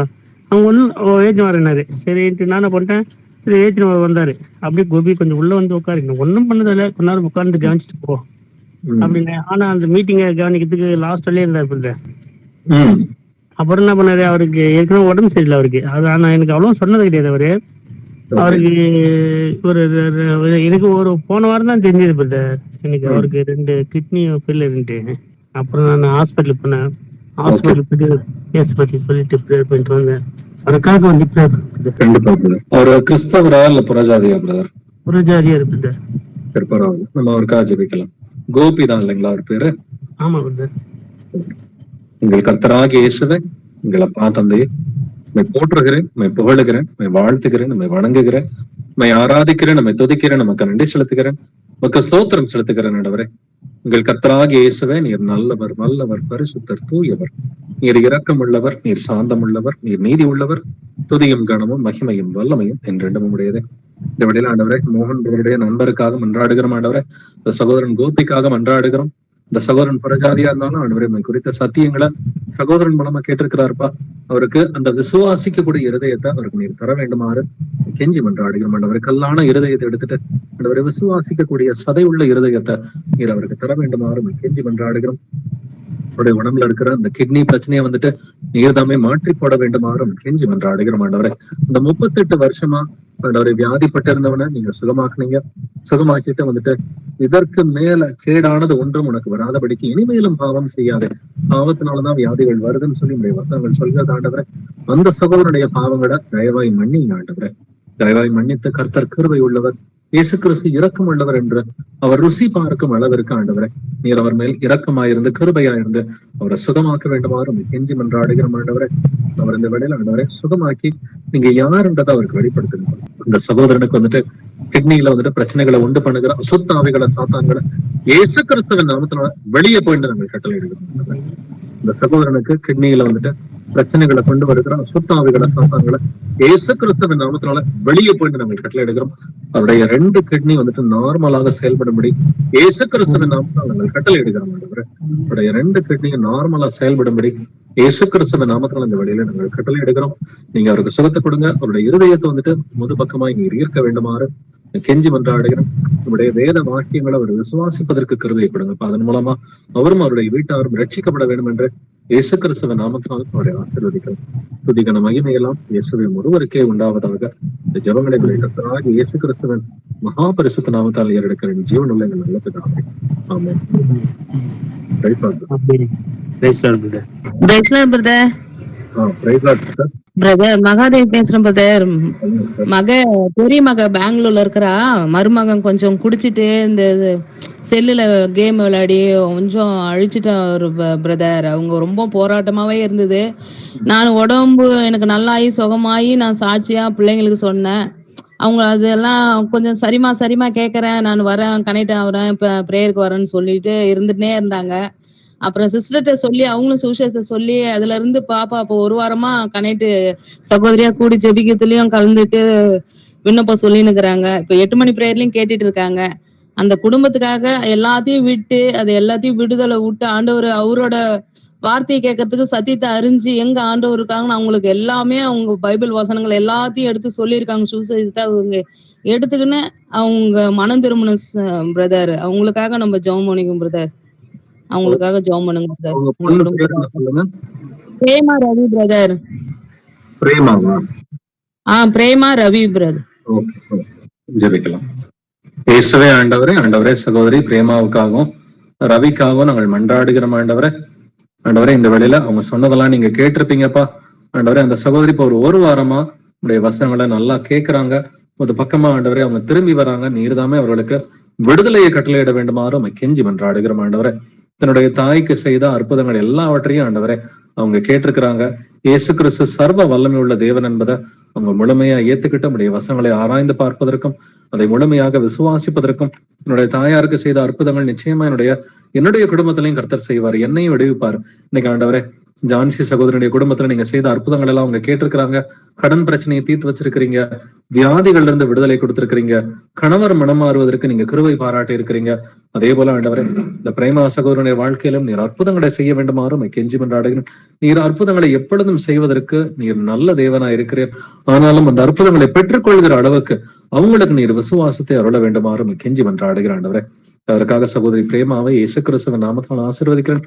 நீங்கள் மனம் திரும்பி குணப்படுங்கள் என்று வேதம் சொல்கிறபடி அந்த சகோதரியும் தன்னுடைய பாவங்களை அறிக்கை செய்துவிட்டு மனம் திரும்பி ஆண்டவரை விடுதலையை பெற்றுக்கொள்ள வேண்டும் என்று இயேசு கிறிஸ்துவின் நாமத்தினால் சகோதரியை ஆசீர்வதிக்கிறேன்.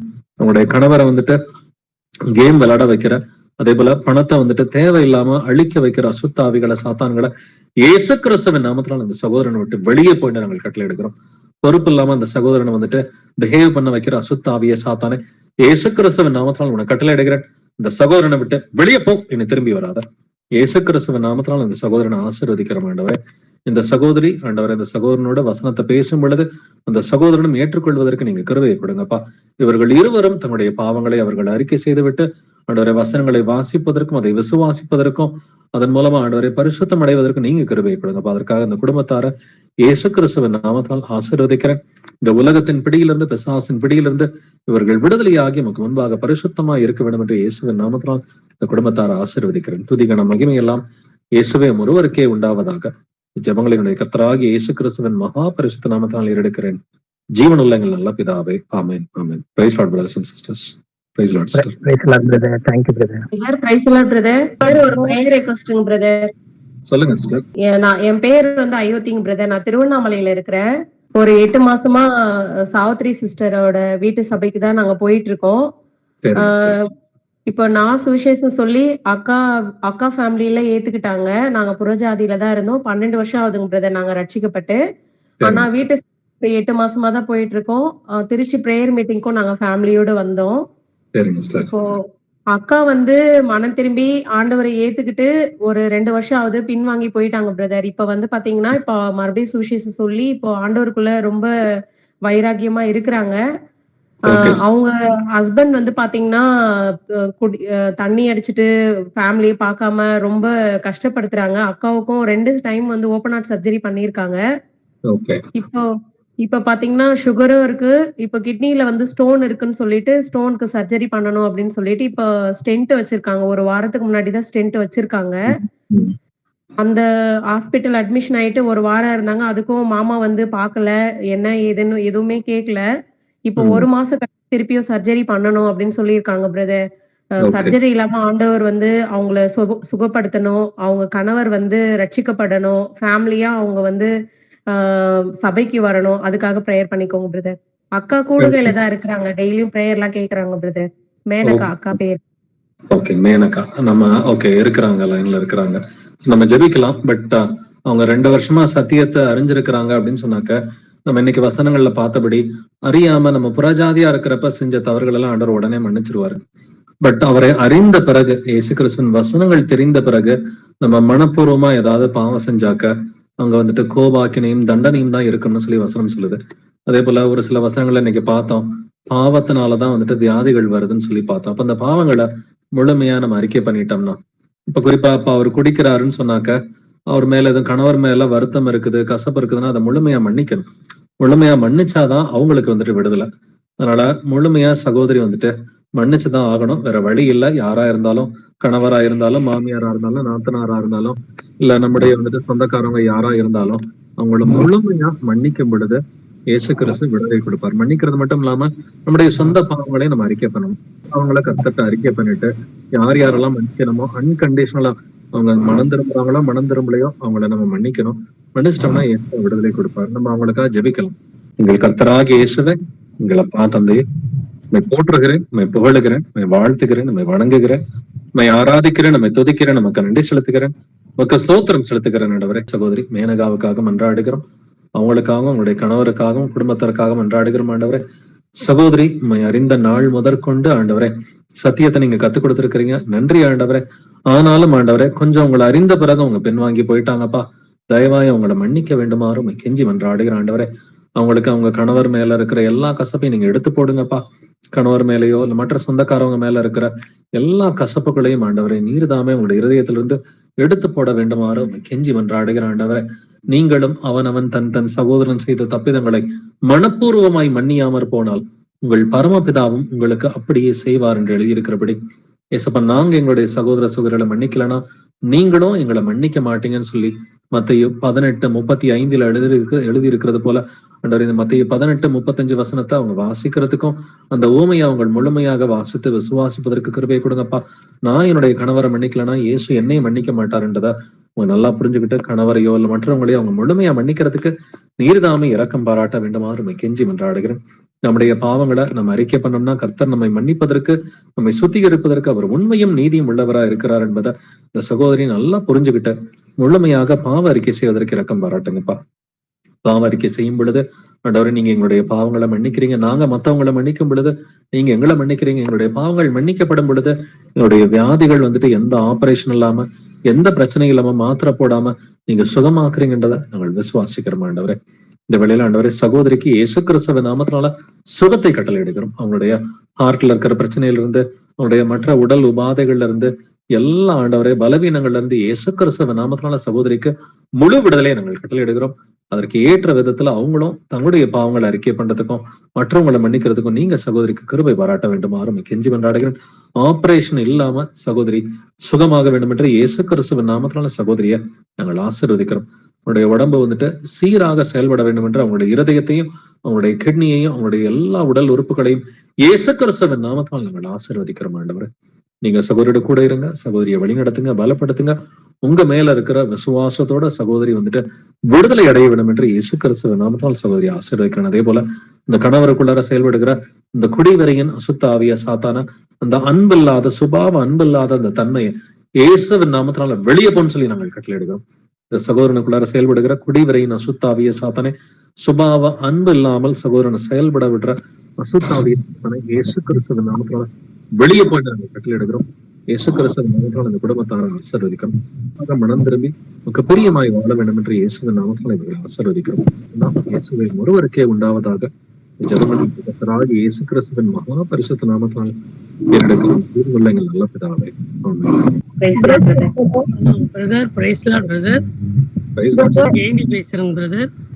சொல்லுங்க சார். நேத்து ஒரு சில்ட்ரன்ஸ் ஹாஸ்பிட்டலுக்கு அப்பாவுக்கு ஹாஸ்பிட்டல் மினிஸ்ட்ரி பண்றதுக்கு போயிருந்தேன்.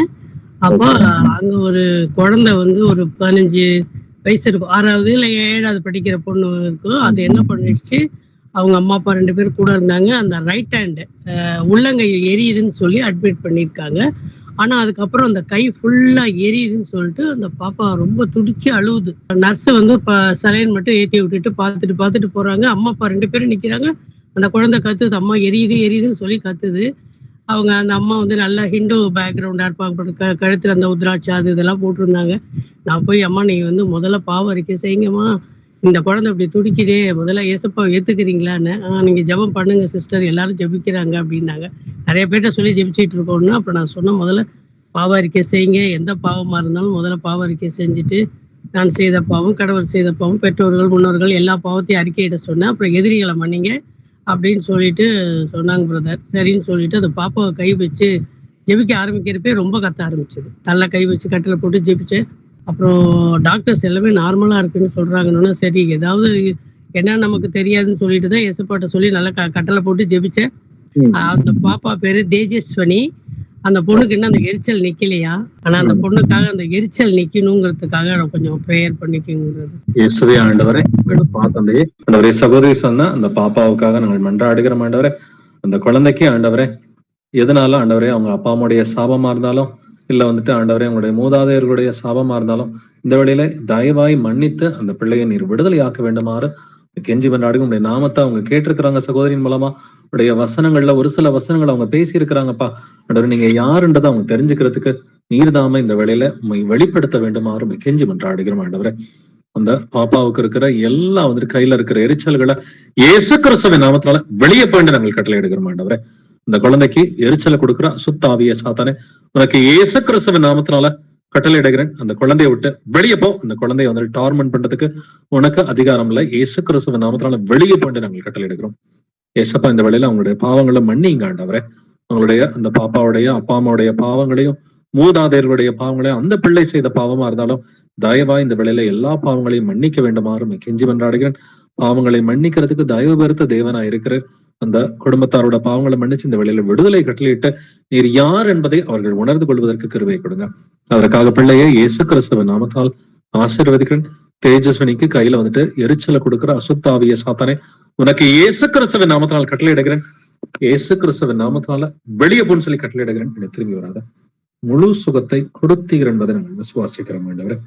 கொடுத்ததற்காக மக்கள் நன்றி செலுத்துகிறோம் ஆண்டவரே. இந்த குழந்தைக்கு இந்த வேளையில முழு சுகத்தை நீர் கட்டளையிட்ட கிருபைக்காக மக்கள் நன்றி செலுத்துகிறேன். நீர் நல்லவர், நீர் வல்லவர், நீர் பரிசுத்தர், நீர் தூயவர், நீர் இரக்கமுள்ளவர், நீர் சாந்தமுள்ளவர், நீர் நீதி உள்ளவர். துதியும் கனமும் மகிமையும் வல்லமையும் என்றென்றும் உடையது. எங்களுடைய ஜபங்களை கேட்டு அந்த பிள்ளையை நீர் சுகமாக்கின கிருபைக்கு மக்கள் நன்றி செலுத்துகிறோம். துதிகன மகிமையெல்லாம் இயேசுவின் ஒருவருக்கே உண்டாவதாக. இந்த ஜபங்களினுடைய கர்த்தராகிய இயேசு கிறிஸ்துவின் மகா பரிசுத்த நாமத்தினால் ஏறெடுக்கிறேன். ஜீவனுள்ள எங்கள் நல்ல பிதாவே, amen amen. Praise lord brother. Praise lord sister.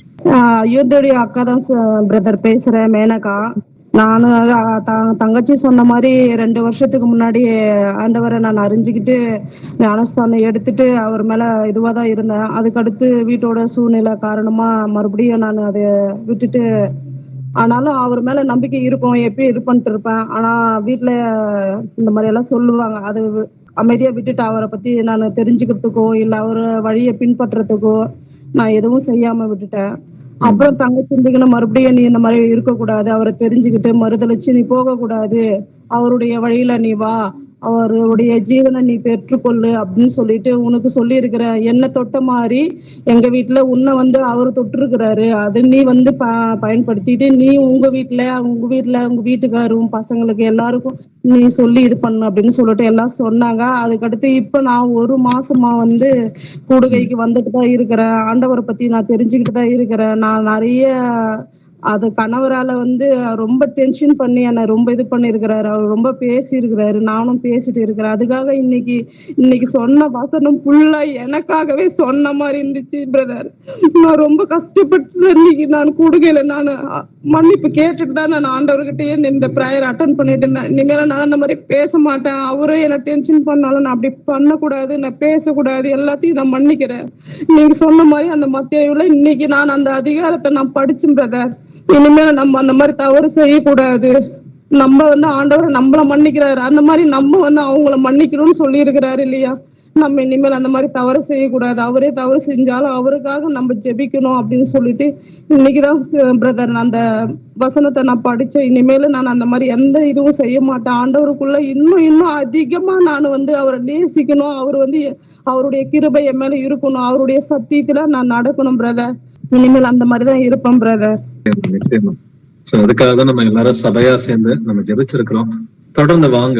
என்ன நடந்தாலும் நான் இயேசுடைய வசனங்களை நான் விலக மாட்டேன், அவருக்கு விரோதமா பாவம் செய்ய மாட்டேன், யார் என்ன சுத்தி பாவம் செஞ்சாலும் என் கணவரே பாவம் செஞ்சாலும் நான் உண்மையா இருப்பேன்னு சொல்லி அந்த உறுதியோட அந்த வைராக்கியத்தோட இருந்தா கண்டிப்பா ஆண்டவருக்கு. ஏற்கனவே ஒரு சகோதரி சொன்ன சாட்சியும் கேட்டீங்க, அவங்க கணவர் கொஞ்சம் கொஞ்சமா வசனத்தை கேட்க ஆரம்பிச்சிருக்கிறாருன்னு சொல்லி.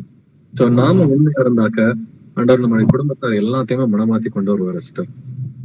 ஓகே பிரதர், இனிமேல் அந்த மாதிரி இருப்பேன் பிரதர். நான் ஆண்டவருக்குள்ளதான் இருப்பேன். ஆண்டவரை தவிர வேற எந்த ஒரு இதுவும் எனக்கு பெருசே இல்லை பிரதர். இனிமேல் எல்லாமே எனக்கு என்னுடைய இயேசப்பா மட்டும்தான் பிரதர்.